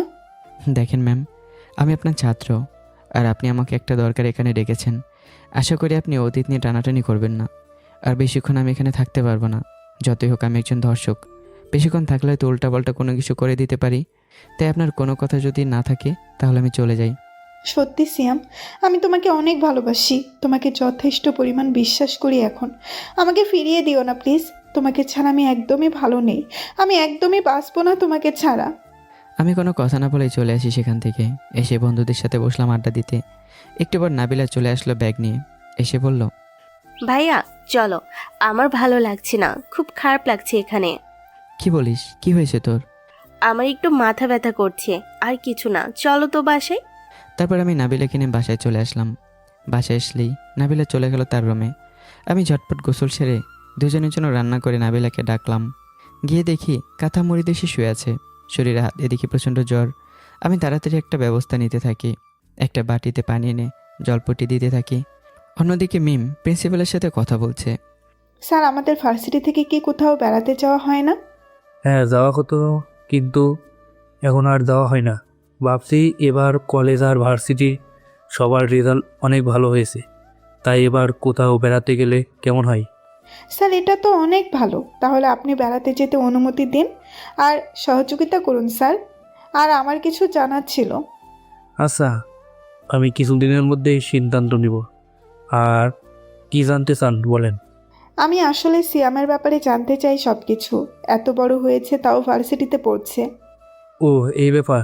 আসলে সিয়াম হচ্ছে আমার বন্ধুর ছেলে, তবে আপন ছেলে না। কিন্তু বছর আগে শ্যামকে অসুস্থ অবস্থায় পায়, তারপরে ঘটনাক্রমে তার ছেলে হিসেবে মেনে নেয়। একদিন একটা অ্যাক্সিডেন্ট, আমার বন্ধু আর তার ওয়াইফ মারা যায়। এরপর থেকেই শ্যাম ওদের সব কিছু দেখাশোনা করে আর নাবিলাকে আগলে রাখে। নাবিলাও তার ভাইকে ছাড়া কিছু বোঝে না। এই হচ্ছে শ্যামের ব্যাপারে সব কিছু ছোটো করে বললাম। আচ্ছা, ঠিক আছে স্যার, আমি তাহলে আসি। এই বলে মিম অফিস থেকে বেরিয়ে তার মামার বাসার দিকে যায় আর ভাবতে থাকে। আমি সেদিন নাবিলার সাথে সিয়ামকে দেখে মন খারাপ করেছিলাম। শুধুই নাবিলা সিয়ামের বোন। আমি যদি নাবিলাকে বুঝতে পারি, তবে সিয়ামের মন গলাতে পারবো। বাসায় গিয়ে ফ্রেশ হয়ে মীরাকে পড়ায় মিম। তারপর যখন রাতে ঘুমোতে যাবে, তখন আমার বলা কথাগুলো ভেবে কান্না করতে থাকে। এদিকে নাবিলার অবস্থা অনেক বেশি খারাপ হতে থাকায় আমি নাবিলাকে কোলে নিয়েই হাসপাতালের উদ্দেশ্যে রওনা হই। স্যার, ম্যামের কি হয়েছে? আমার কাছে দেন। দেখুন না ডক্টর, আমার বোন কেমন করছে। দুপুরের পর থেকে প্রচণ্ড জ্বর। দেখুন না কি হয়েছে। আপনি শান্ত হন, আমি দেখছি। ডক্টর নাবিলাকে হসপিটালে ভর্তি করলো। তারপর বেশ কিছুক্ষণ পরে সে আমাকে বলল, স্যার, আপনি চিন্তা করবেন না, এটা স্বাভাবিক। আমরা রক্ত পরীক্ষা করতে দিয়েছি, কিছু ওষুধ দিলেই ঠিক হয়ে যাবে। আপনি কালকে বাসায় নিতে পারবেন ম্যামকে। ঠিক আছে। এই বলে আমি নাবিলার পাশে গিয়ে বসলাম। অন্যদিকে পরের দিন মিম ভার্সিটি গিয়ে নাবিলার খোঁজ করতে থাকে।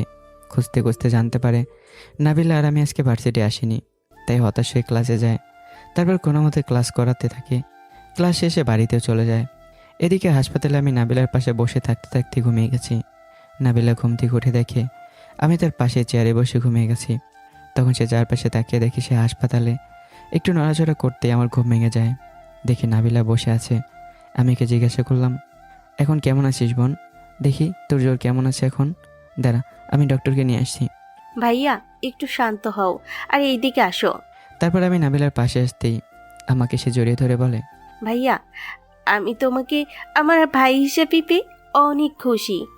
আমার মতো ভাগ্যবান বোন হয়তো আর একটাও নেই। আমার একটা ভাই চলে গেছে তো কি হয়েছে, আমি আরেকটা ভাই পেয়েছি যে আমার সাধন একটু জ্বরে পাগল হয়ে যায়। এর থেকে বোঝা যায় তুমি আমাকে কতটুকু ভালোবাসো ভাইয়া। আরে তুই সেরা আমার কে বা আছে বল বোন? তোর কোনো কিছু হলে আমি কিভাবে থাকবো? তাই তো তোকে বাঁচাতে হলে যদি আমার জীবনে দিতে হয়, তাহলে তাও দিতে রাজি। ভাইয়া, তুই এমনটা বলিস না। আমি এখানে থাকবো না, আমি বাসায় চলে যাব। আচ্ছা, ডক্টরের সাথে কথা বলে আমি তোকে নিয়ে যাব বাসায়। তারপর আমি ডক্টরের সাথে কথা বলে ওষুধ নিয়ে বাসায় চলে এলাম নাবিলাকে নিয়ে। নাবিলার শরীর দুর্বল থাকে আমি সিদ্ধান্ত নিলাম কিছুদিন ভার্সিটি যাব না, তাই বন্ধুদের জানিয়ে দিলাম ফোন করে। এদিকে মিম পরপর 2 দিন আমাকে নাবিলাকে না দেখতে পেয়ে ভাবে আমি হয়তো তার উপর রাগ করে ভার্সিটিতে আসছি না, তাই মিম বসে মন খারাপ করে ক্লাসে চলে যায়। প্রিন্সিপাল স্যার প্রত্যেকটা ক্লাসে গিয়ে ঘোষণা করে দিলেন আগামী 10 তারিখ ভার্সিটি থেকে ট্যুরে যাওয়া হবে। সবাইকে নিজ নিজ ক্লাসে টিচারের সাথে যোগাযোগ করতে বলা হলো। একটিবার প্রিন্সিপাল স্যারকে আমি কল করলাম। আসসালামু আলাইকুম স্যার। ওয়ালাইকুম আসসালাম। সিয়াম, ভার্সিটিতে আসে না কেন? আমাদের ভার্সিটি থেকে সিদ্ধান্ত নেওয়া হয়েছে সামনের মাসের 10 তারিখে একটা ট্যুরে যাওয়া হবে। আসলে স্যার নাবিলা অনেক অসুস্থ, তাই ওর দেখাশোনা করতে হয়। আজকে তো কেবল 27 তারিখ, সামনের মাসের 10 তারিখ আস্তে আস্তে ঠিক হয়ে যাবে নাবিলা, ইনশাল্লাহ আমরা অবশ্যই যাব। আমাদের নামটাও দিয়েন। আচ্ছা ঠিক আছে, নাবিলার খেয়াল রেখো। আচ্ছা স্যার। এই বলে কলটা কেটে দিলাম। অনেকে বলবে প্রিন্সিপাল স্যার কেন নাবিলার খোঁজ নিলেন? আসলে প্রিন্সিপাল স্যার আব্বুর বন্ধু, তাই নাবিলার খোঁজ নেন। এদিকে মিমের মন খারাপ, কারণ আমি ভার্সিটি আসি না। যার সাথে কথা বলার জন্য ট্যুরের প্ল্যান করলো প্রিন্সিপাল স্যার কে বোঝালো ট্যুরে যাওয়ার জন্য, কিন্তু এখন মনে হচ্ছে যে আমি ট্যুরে যাব না। এটা সে ভাবতে থাকে। আমার সাথে কাটানো মুহূর্তগুলোর কথা মনে করছে মিম আর কান্না করছে। নিজের ভুল বুঝতে পেরে আরও কান্না করছে। এদিকে আমার আদর যত্নে নাবিলা অনেকটা সুস্থ হয়ে উঠেছে। নাবিলা কাল থেকে ভার্সিটি যেতে চাইলে আমি বললাম একেবারে 1 তারিখ থেকে যাব। নাবিলাও সেটা মেনে নেয়। এই 2 দিনে নাবিলা পুরোপুরি সুস্থ। তাই 2 ভাই বোন রেডি হচ্ছি ভার্সিটি যাওয়ার জন্য। তারপর দুজনে বেরিয়ে পড়লাম ভার্সিটির উদ্দেশ্যে। মিম ভার্সিটি এসে অফিসে মন খারাপ করে বসে আছে। আজও আমি আসিনি, তাই হঠাৎ দেখতে পেলো বাইকে করে আমি আর নাবিলা আসছি। আমাদের দেখে মিম মুহূর্তেই খুশি হয়ে গেল। আমি নাবিলাকে ক্লাসের দিকে যেতে বলে বাইকটা পার্ক করতে যাই। নাবিলা ক্লাসের দিকে যাচ্ছিল, তখনই কিছু বকাটে বিরক্ত করছিল নাবিলাকে। দেখে মনে হচ্ছিল কিছুদিন হলো ভর্তি হয়েছে। যখন নাবিলার দিকে এগোতে যাচ্ছিল বকাটেগুলো, তখনই কেউ তাদের এলোপাথারি মারতে থাকে। সবাই তামাশা দেখছিল, বকাটে ছেলেগুলোকে নির্দয়ভাবে মারতে থাকে ছেলেটি। হ্যাঁ, ঠিকই ধরেছেন, আমি মারছিলাম তাদের। এক পর্যায়ে একটা ছেলে পুলিশকে কল করে আর এমপিকেও কল করে। এক পর্যায়ে স্যার আর নাবিলা এসে আমাকে থামায়, আর সাথে সাথে পুলিশ আর এমপিও চলে আসে। বকাটে ছেলেগুলো বলে, স্যার দেখুন, এই ছেলেটা আমাদের বিনা কারণে মারছে। পেছন থেকে এমপি এসে বলছে, কে মেরেছে আমার ছেলেকে? তার কলিজা কথা বলো, আমি দেখতে চাই। তখন আমি সামনে যাই, আর সাথে সাথে পুলিশ আমাকে দেখে সালাম দেয় আর বলে, স্যার আপনি এখানে? হ্যাঁ, আমি এখানে বিজনেসের পাশাপাশি পড়াশোনা করি, আর আমি ওদের মেরেছি। মেয়েদের ডিস্টার্ব করছিল তাই। স্যার আপনি কেন কষ্ট করে কাজটা করতে গেলেন? আমাদেরকে বললেই তো পারতেন। আবার পুলিশ সবকটা ছেলেকে, এমপির ছেলেকে সহ হাত করা পরিয়ে নিয়ে গেলেন। আব্বুর অনেক দাপট ছিল এলাকায়, আর আব্বু বড় বিজনেসম্যান ছিলেন, তাই সবাই চেনে আব্বুকে। আর আব্বুর পরে আমি বিজনেস করছি, তাই আমাকে সবাই সম্মান করে। পুলিশও তার বিপরীত নয়, সবাই অবাক হয়ে তাকিয়ে আছে। এখানে দাঁড়িয়ে দাঁড়িয়ে তামাশা কেন দেখতে চাও তোমরা? যে যার ক্লাসে যাও। আমি যদি কখনো এমন অন্য কারোর সাথে দেখি, তাদেরকেও একই হাল করব। সবাই চলে গেল যে যার মতো ক্লাসে। এমপি স্যার এগিয়ে এলো আমার দিকে আর বলল, তুমি কি মিস্টার আব্দুর রহমান স্যারের ছেলে সিয়াম? হ্যাঁ, তবে আপনার ছেলে আমার বোনের দিকে চোখ তুলে তাকিয়ে অনেক বড় ভুল করে ফেলেছে এমপি সাহেব। আসলে ছোট মানুষ তো ভুল হয়ে গেছে, আমি খুব করে শাসন করে দিব। আর এই ভার্সিটি থেকে অন্য ভার্সিটি ভর্তি করে দিব। দরকারে আপনি একটু পুলিশকে বলে দেন ছেড়ে দিতে। যেহেতু আমি পুলিশের হাতে দিয়েছি নিজে, তাই পুলিশ চাইলে ছাড়তে পারবেন ওকে। আচ্ছা আপনি যান, আমি বলে দিচ্ছি ছেড়ে দিতে, তবে কথা যেন মনে থাকে। এই বলে আমি সেখান থেকে চলে এলাম নাবিলার কাছে। আমার হাতে কিছুটা অংশ কেটে গেছে। নাবিলার দৌড়ে এসে হাত চেপে ধরে অফিস রুমের দিকে নিয়ে গেল আমাকে। মিম আজকের ঘটনা দেখে অতীতের কথা মনে করছিল। ঠিক এভাবেই আমি মিমকে কবিরের হাত থেকে বাঁচিয়েছিলাম। এসব কথা ভাবছে আর চোখ থেকে দুপোটা পানি গড়িয়ে পড়ছে। কেউ দেখার আগে মুছে ফেলল। দেখতে পেল নাবিল আমাকে ধরে অফিসের দিকে নিয়ে আসছে। তাই মিম ফার্স্ট এড বক্স বের করলো আর খুব যত্ন সহকারে আমার হাত পরিষ্কার করে দিচ্ছিল। নাবিল আসার আগে মিম বলল, নাবিলা একটু পানি নিয়ে আসো, আমি তোমার ভাইয়ের গায়ে ব্যান্ডেজ করে দিচ্ছি। আচ্ছা। সিয়াম, তোমার মনে আছে ঠিক এইভাবে তুমি আমাকেও রক্ষা করেছিলে কবিরের কাছ থেকে? মনে হচ্ছে তুমি আমাকে কিভাবে প্রপোজ করেছিলে? আমি চুপ করে অন্যদিকে তাকিয়ে আছি, কথা বলছি না। আমাকে কি কোনোভাবে মাফ করা যায় না? আমি সত্যি তোমাকে অনেক ভালোবাসি সিয়াম, প্লিজ আমাকে মাফ করে দাও। ম্যাম, হাত ব্যান্ডেজ করা হয়ে গেছে, তার জন্য আপনাকে ধন্যবাদ। এটা বলে আমি অফিস থেকে বের হলাম। তখন অফিস থেকে কল আসলো। আমি নাবিলাকে ডেকে সব কিছু বলে অফিসে চলে গেলাম। এদিকে নাবিলা দেখে ম্যাম এখনও সেখানে বসে বসে কে যেন ভাবছে। নাবিলা কাছে গিয়ে জিজ্ঞাসা করলো, ম্যাম আপনার কি হয়েছে, এভাবে বসে আছেন? ও হ্যাঁ, না কিছু হয়নি, আমি ঠিক আছি। তারপর মিম আর নাবিলা কিছুক্ষণ আলাপ করলো এবং তারা কিছুটা ফ্রি হয়ে গেল। এরপর থেকে যখনই মিম নাবিলার ক্লাসে যায়, নাবিলার প্রতি একটু এক্সট্রা কেয়ার করে।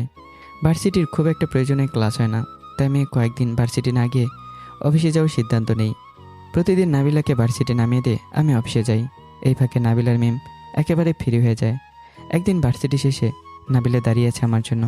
তখনই মিম এসে বলে, কি হলো নাবিলা, এভাবে দাঁড়িয়ে আছো? সিয়াম আসেনি এখনো? না, এখনো আসে নাই ভাইয়া। তাহলে কল করে আসতে না বলো, আমিও তোমাদের বাসার ওই দিকে যাব, তাই আমার সাথে চলো। আচ্ছা ঠিক আছে।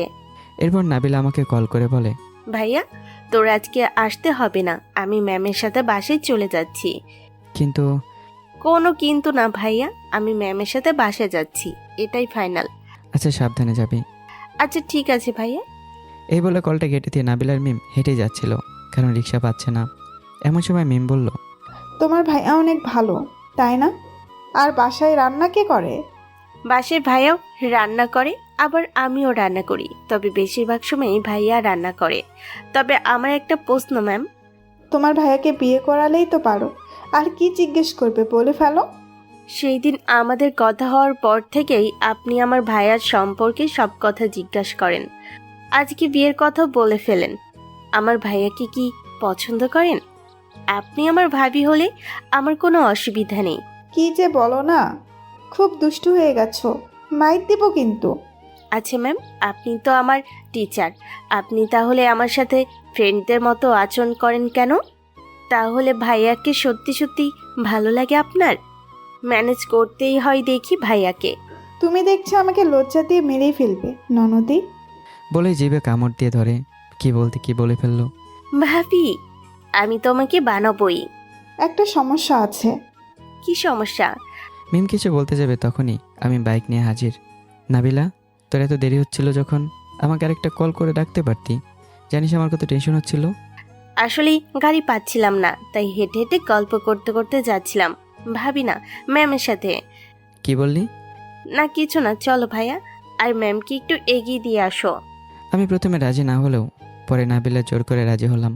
তারপর নাবিলাকে বাসায় নামিয়ে দিলাম। তারপর মিমকে নিয়ে ওর মামার বাসায় যাচ্ছি। আমি একদম চুপচাপ আছি দেখে মিম বলল, আজ অনেক দিন পর তোমার বাইকের পেছনে উঠলাম, অনেক ভালো লেগেছে। আমাকে কি ক্ষমা করা যায় না? প্রথমত একটু পিছিয়ে বসুন, দর্শকের এত কাছাকাছি বসতে নেই। আর আমাকে দেখলে আপনার মুখ থেকে আর কোনো কথা বের হয় না। ক্ষমা করে দাও, ক্ষমা করে দাও, কি লাগে রাখছেন আপনি? চুপচাপ বসে থাকুন, আর না হলে এখান থেকে চলে যান। আমাকে না হয় ক্ষমা পরেই করলা, একটু তোমার বাসায় যাও, মামি খুব অসুস্থ, শুধু তোমার চিন্তাই। আমি কিছু বললাম না। মার কথা শুনে বুকটা মোচড় দিয়ে উঠল। তারপর মিমকে নামিয়ে দিয়ে চলে আসছিলাম। হঠাৎ করে পেছন থেকে মিম আমার সামনে এসে কিস করে বসে। আমি প্রচণ্ড রেগে ঠাটিয়ে ঠাস ঠাস করে চর মেরে চলে আসি। এদিকে মিম বলছে, আমি জানি তুমি কতটা অভিমানী, তোমার অভিমান ভাঙাতে আমার অনেকটা সময় লাগবে, তবে আমিও হাল ছাড়ার পাত্রী না, ভালো তো তোমাকে বাসতেই হবে। মনে মনে এইসব বলে বাসার ভেতর চলে গেল। এদিকে রাতে আমি আর নাবিলা খাবার টেবিলে খাবার খাচ্ছি। নাবিলা বলল, আচ্ছা ভাইয়া, আমার একটা ভাবি লাগবে। আমাদের ইংলিশ ম্যামকে তোমার কেমন লাগে? এই কথা শুনে আমার গলায় খাবার আটকে যায়। আমি পানি খেয়ে বললাম, কি বললি? আমার বিয়ে করতে অনেক দেরি আছে। না, আমার একটা ভাবি চাই। আর আমার প্রশ্নের উত্তর পেলাম না কিন্তু ভাইয়া। চুপচাপ খায় এখন এগুলো বাদ দিয়ে। তারপর দুজনে চুপচাপ খেতে থাকলাম। আমি প্রশ্নের জবাবে কি বলতাম? প্রচণ্ড রাগ ছিল সবার প্রতি, তবে মিমকে মন থেকে মুছে ফেলতে পারি না। তারপর মায়ের অবস্থা সম্পর্কে জানার পর বন্ধুদের থেকে খোঁজ নিলাম। আসলে মার অবস্থা অনেকটা খারাপ, তাই ঠিক করলাম একটু হলে দেখতে যেতে হবে। তারপর আমি সুযোগ খুঁজতেছিলাম কিভাবে মায়ের সাথে দেখা করতে যাওয়া যায়, তবে কিছুতেই হয়ে উঠতেছিল না। আজকে 8 তারিখ, 10 তারিখে ট্যুরে যাওয়ার কথা। নাবিলা আমাকে বলছে, ভাইয়া, আমার কিছু জিনিস কিনতে হবে, মার্কেটে চলো আমার সাথে। চল যাই, আমি কিছু নেব। তারপর দুজনেই যাচ্ছিলাম। নাবিলা বলল, ম্যামকেও নিয়ে যাবে? আমি বাইকটা নিয়ে মিমদের বাসার দিকে যাচ্ছিলাম। এখন ভাবছেন আমি এত সহজে মেনে নিলাম কেন মিমদের বাসার দিকে যাওয়ার জন্য? আসলে আমি ঠিক করেছি আরেকটা পরীক্ষা নিয়ে মিমকে মেনে নেব, তারপর বাসায় গিয়ে মা বাবার সাথে দেখা করব। তবে দেখার বিষয় একটা, মিম আমার পরীক্ষা উত্তীর্ণ হতে পারে কিনা। তারপর মিমদের বাসার সামনে থেকে মিমকে নিয়ে মার্কেটে চলে গেলাম। সব কিছু কেনাকাটা করতেছিলাম। এমন সময় একটা দোকানে 2 জোড়া নুপুর দেখলাম। তারপর ওদের নিয়ে চলে গেলাম ওই দোকানে। 2 জোড়া নুপুরই কিনলাম। 1 জোড়া নাবিলাকে দিলাম, আর 1 জোড়া আমি পকেটে রাখলাম। মিম 2 জোড়া নুপুর কিনতে দেখে ভাবলো 1 জোড়া হয়তো তার জন্য কিনবো, কিন্তু যখন দেখলো আমি পকেটে রাখছি তখন মন খারাপ করলো। মিম ভেবেছিল আমি তাকে মেনে নিয়েছি মনে মনে, কিন্তু প্রকাশ করছি না। নাবিল আমাকে জিজ্ঞাসা করলো, ভাইয়া, ওই নূপুরটা কার জন্য? তোর ভাবি এরার জন্য। এটা দেখে মিমা নিজেকে সামলাতে পারছে না, তাই চোখের পানি নিয়ে চলে গেল বাসার দিকে। তখন নাবিলা বলল, ভাইয়া, তুমি কিন্তু এটা ঠিক করলে না। আর তুমি কি সত্যি ইরাকে ভালোবাসো? আর কবে থেকে চলছে? আমি আবার কি করলাম? তাছাড়া ইরাকে আমি ট্যুরে যাওয়ার পর প্রপোজ করব। কিন্তু ভাইয়া। কিছু বলতে সেও পারলো না, তবে কি বলতে চেয়েছিল তা আমি জানি। তারপর নাবিলার আমি বাসার দিকে চলে আসলাম। তারপর আমি সব কিছু গোছাচ্ছিলাম ট্যুরে যাওয়ার জন্য। কিছু গুছিয়ে রাতের খাবার খাওয়ার জন্য নাবিলাকে ডাকতে গেলাম। গিয়ে দেখি নাবিলা ফোনে যেন কার সাথে কথা বলছে। যতটুকু বুঝলাম মিমের সাথে কথা বলছে। নাবিলা, চল তো, রাতের খাবার খেয়ে নিবি, আয়। নাবিলা কোনো কথা বলছে না। কি হলো, আয় তাড়াতাড়ি। এরপর নাবিলা কোনো কিছু না বলেই চুপচাপ চলে গেল খাবার টেবিলে। দুজন মিলে খাওয়া দাওয়া করলাম, কিন্তু দুজনে একটু কথা হলো না। আমি বুঝলাম কিসের জন্য নাবিলা এরকম করছে। তাই আমি নাবিলার রুমে গিয়ে ওর পাশে বসলাম। তারপর শান্তভাবে বললাম, নাবিলা বোন আমার, তোর কি হয়েছে বল আমায়, এভাবে চুপ আছিস কেন? কিছু হয়নি ভাইয়া। ও, আমি তাহলে পর হয়ে গেলাম, আমার কাছে লুকোচ্ছিস? আচ্ছা আমি যাচ্ছি এখান থেকে, খুব কষ্ট পেলাম রে। এই বলে বসা থেকে উঠতে নিলে নাবিল আমার হাত ধরে বলে, ভাইয়া সরি, আমি তোমাকে পর করে দেইনি। আসলে আমার একজনকে ভাবি হিসেবে খুব ভালো লাগে, কিন্তু তুমি ইরাকে প্রপোজ করতে চাও, তাই আমার একটু অভিমান হয়েছিল। আমি খুব দুঃখিত ভাইয়া। আরে পাগলি, আমি ইরাকে প্রপোজ করতে চাইছি মানে এই না যে কে প্রপোজ করতে হবে। আগে কথা বলে দেখি, তারপর সিদ্ধান্ত নেওয়া হবে। আর তোর পছন্দ হয় কাকে? আমি বলবো না, তুমি খুঁজে নিও। তবে এটুকু বলতে পারি, সে তোমার আশেপাশে থাকে। তারপর নাবিলার সাথে কিছুক্ষণ গল্প করে চলে গেলাম আমার রুমে। আজকে ভার্সিটি থেকে ট্যুরে যাওয়া হবে। নাবিলা মিমের সাথে চলে গেছে ভার্সিটিতে। আমি একটু দেরিতে আসলাম, কারণ অফিসে একটু দেখা করে আসলাম। তারপর বাসে উঠতে থাকলাম সবাই। নাবিলা আর মিম একসাথে বসেছে। সারা বাসে একটা সিটে খালি, তা আবার ইরার পাশে। মিমকে জ্বালানোর জন্য আমি ওই সিটে গিয়ে বসে পড়লাম। এরা আমাকে বলল, সিয়াম, আমি কিন্তু তোমার উত্তরে খুশি না। আমি তোমাকে চাই, আই নিড ইউ, কিন্তু তুমি বিভিন্ন অজুহাতে এড়িয়ে যাচ্ছ। আজকে বলতেই হবে তোমার। আসলে ইরা, আমি একজনকে ভালোবাসি, তাই তোমাকে মেনে নিতে পারছি না। যদি কেউ আমার জীবনে না থাকতো, তবে আমি তোমাকে অ্যাকসেপ্ট করে নিতাম। আমি কি জানতে পারি তার ব্যাপারে? Please please please. আচ্ছা, তবে ট্যুরে যাওয়ার পর তোমাকে বলবো, ঠিক আছে? তবে এখন আমার সাথে হ্যাঁতে হ্যাঁ, নাতে না মেলাবে, ঠিক আছে? আচ্ছা।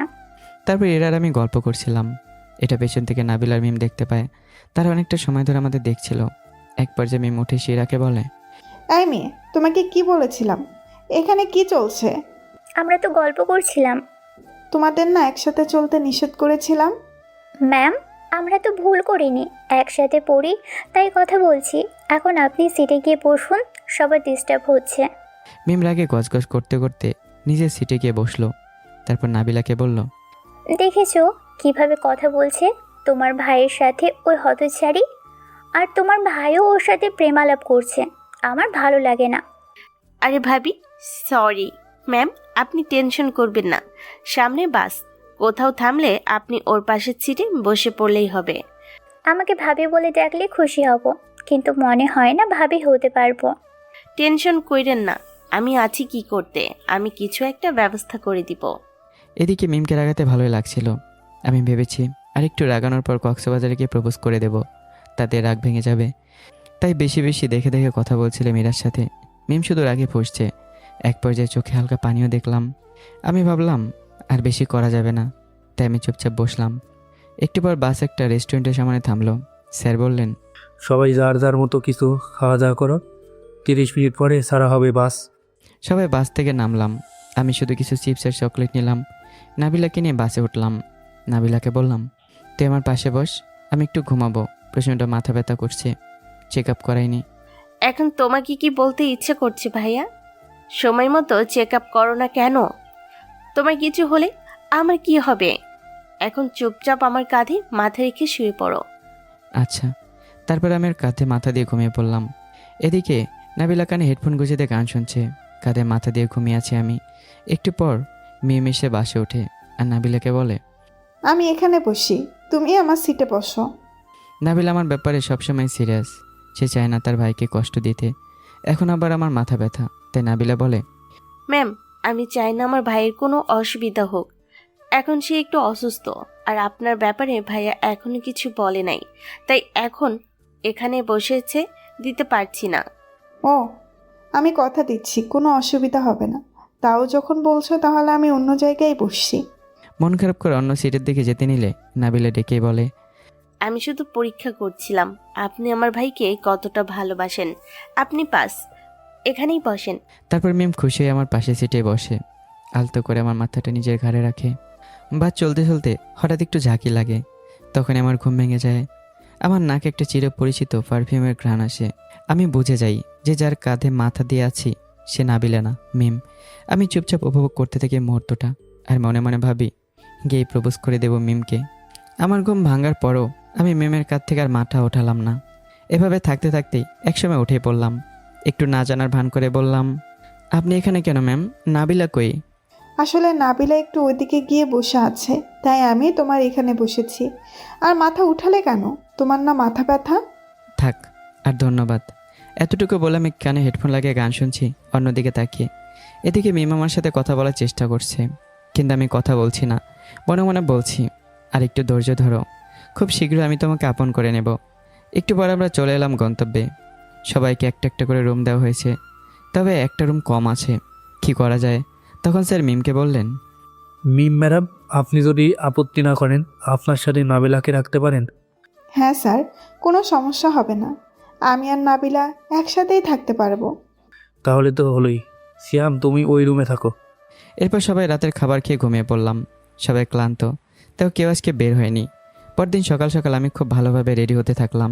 আজকে মিমকে আবার প্রপোজ করব, আর তারপর বাবা মার কাছে যাব, যদি তারা আমাকে ভুল না বুঝে মাফ করে দেয়। তারপর সবাই সকালে নাস্তা করে বেরোচ্ছিলাম, তখন ইরা এসে আমাকে ডাকলো। সিয়াম, একটু এদিকে আসবে? আচ্ছা, আসছি। আচ্ছা, আজকে এত ভালোভাবে রেডি হয়ে কি করতে যাচ্ছ? আর আমাকে না বলেছিলে? তুমি সব কিছু খুলে বলবে এখানে এসে? হ্যাঁ বলেছিলাম, তবে এখন বলতে পারবো না, আমি একটু ব্যস্ত। এটা বললে তো মানছি না। আমি তোমার কথা মেনেছি, তোমাকেও আমার কথা মানতে হবে। এখনই সব বলবে। আচ্ছা, ওদিকের বেঞ্চে বসে কথা বলি। তারপর আমি আর নাবিলা বসলাম। তারপর আমি শুরু থেকে সবটা আস্তে আস্তে খুলে বললাম। আপনারা তো সবটা জানেনই। সবটা বলা শেষ করে এরার দিকে তাকিয়ে দেখি এরা চোখে পানি। এরা নিজের চোখের পানি মুছে বলল, আচ্ছা, তার মানে তোমাদের মিম্যামি হচ্ছেন তোমার ফুফাতো বোন আর এক্স গার্লফ্রেন্ড? হ্যাঁ, আজকে আবার সব কিছু নতুন করে শুরু করব, তাই ফুলগুলো দিয়ে এখনই গিয়ে প্রপোজ করব। তারপর আমি আর এরা হোটেলের দিকে ফিরে আসার সময় এরা চোখে কি যেন উড়ে যায়, তাই আমি একটু দেখার চেষ্টা করি যে কী গেছে। এদিকে মিমার নাবিল আমাকে খুঁজছিল, নাস্তা করার সময় একবার দেখেছিল। তারপর তারা স্যারদের সাথে সবাই হোটেল থেকে বেরিয়ে সমুদ্রের পাড়ে যায়। সবাই মজা করছিল, কিন্তু নাবিলা আর মিম চলে এলো আমাকে খুঁজতে, কোথাও বাদ নেই। শেষ পর্যন্ত মিম বলে, আসো তো, একটু পার্কের ওইদিকে বসি। কোথায় গেল বাদরটা? আমি খুঁজে মরি। আচ্ছা ভাবি, চলেন যাই। তখনই নাবিলা বলল, দাঁড়াও, আমি 2টা কোল্ড ড্রিঙ্কস নিয়ে আসি, খুব অস্থির লাগছে। আজকে ভাইয়াকে পেয়ে নেই একবার, তারপর দেখাবো। আচ্ছা যাও, আমি ওদিকটাই বসি। তারপর নাবিলা কোল্ড ড্রিঙ্কস আনতে চলে যায়। এদিকে মিম সামনে এগিয়ে দেখতে পায় আমি আর এরা দুজনে খুব কাছাকাছি, তাই দ্রুত হেঁটে আমাদের দিকে আসে। আমি দেখি এরার চোখে একটা কালো পোকা এসে ঢুকেছিল, তাই আমি সেটা হাত দিয়ে বের করলাম, আর সাথে সাথে ঠাস করে একটা চড় পড়ল আমার গালে। আমি অবাক হয়ে সামনে তাকাতে দেখি মিম প্রচণ্ড রাগে আমাকে বলল, আসলে তুই একটা চরিত্রহীন লুচ্চা বদমাইশ। আমার প্রথমেই ভাবা উচিত ছিল তোর চরিত্রের সমস্যা আছে। মারিয়ার সাথে একবার কি করেছিল? মারিয়া ভুল স্বীকার করেছিল। এখন আমার মনে হচ্ছে মারিয়াকে তোর বন্ধুরা জোর করে ভুল স্বীকার করিয়েছিল। মিম আগে আমার কথাটা তো শোনো। আর কিছু বলতে পারলাম না, ঠাস করে আরও একটা চড় মারল। তুই তোর অপবিত্র মুখ দিয়ে আমার নাম নিবি না, চরিত্রহীন কোথাকার। আমার তো মনে হয় তোর বাবা মারও চরিত্রের সমস্যা আছে। মা বাবার কথা শুনে আমার রাগ উঠে যায়। আমি ঠাস ঠাস করে 2টা চড় মেরে বললাম, ব্যাস, অনেক হয়েছে। আমি আর একটা কথাও সহ্য করব না মা বাবাকে নিয়ে। ওনারা কি তোর মামা মামি হয় না? এ কথা কীভাবে বলতে পারলি তুই? আমি তোকে আজকে মেনে নিতে চেয়েছিলাম, কিন্তু এটা কখনো সম্ভব নয়। এবার আমি সেখান থেকে চলে আসলাম আমার রুমে, নিজেকে শান্ত করার চেষ্টা করতে থাকলাম। এমন সময় একটা কল আসলো অফিস থেকে। হ্যালো আঙ্কেল, কি হয়েছে বলুন। বাবা, কালকেই তোমাকে এইখানে থাকতে হবে সকাল 10টার মধ্যে, অনেক বড় একটা ডিল আছে। আচ্ছা, আমি আজকে রওনা দিচ্ছি। আচ্ছা ও আসো। এদিকে মিম চর খেয়ে দাঁড়িয়ে কান্না করছিল। ইরা ম্যামকে ধরে বসালো। এরই মধ্যে নাবিলাও চলে এলো। এসে দেখে মিম গালে হাত দিয়ে কান্না করছে। ম্যাম, এভাবে কান্না করছেন কেন? মিম শুধু চুপচাপ কান্না করছে। তখন ইরা বলে, আমি বলছি কি হয়েছে। তারপর ইরা সে আমাকে জোর করে আমার অতীতের ঘটনা জানতে চাওয়া থেকে মিমকে থাপ্পড় মারা পর্যন্ত সব খুলে বলে। আরও বলে, সিয়ামকে আমি অনেকবার প্রপোজ করেছি, কিন্তু কখনো সে রাজি হয় নাই। আজকে আমি সবটা শুনতে চাইলে আমাকে সবটা বলে। আজকে ম্যামকে আবার প্রপোজ করতে চাইছিল, কিন্তু ম্যাম না বুঝেই ওকে কত কথা শুনিয়ে দিল মা বাবা তুলে। সব কথা শুনে মিম বুঝতে পারলো সে আবার নিজের পায়ে নিজে কোড়ার মারলো। অতীতের ভুল আবার পুনরায় করলো। খুব অনুশোচনা হতে থাকলো মিমের।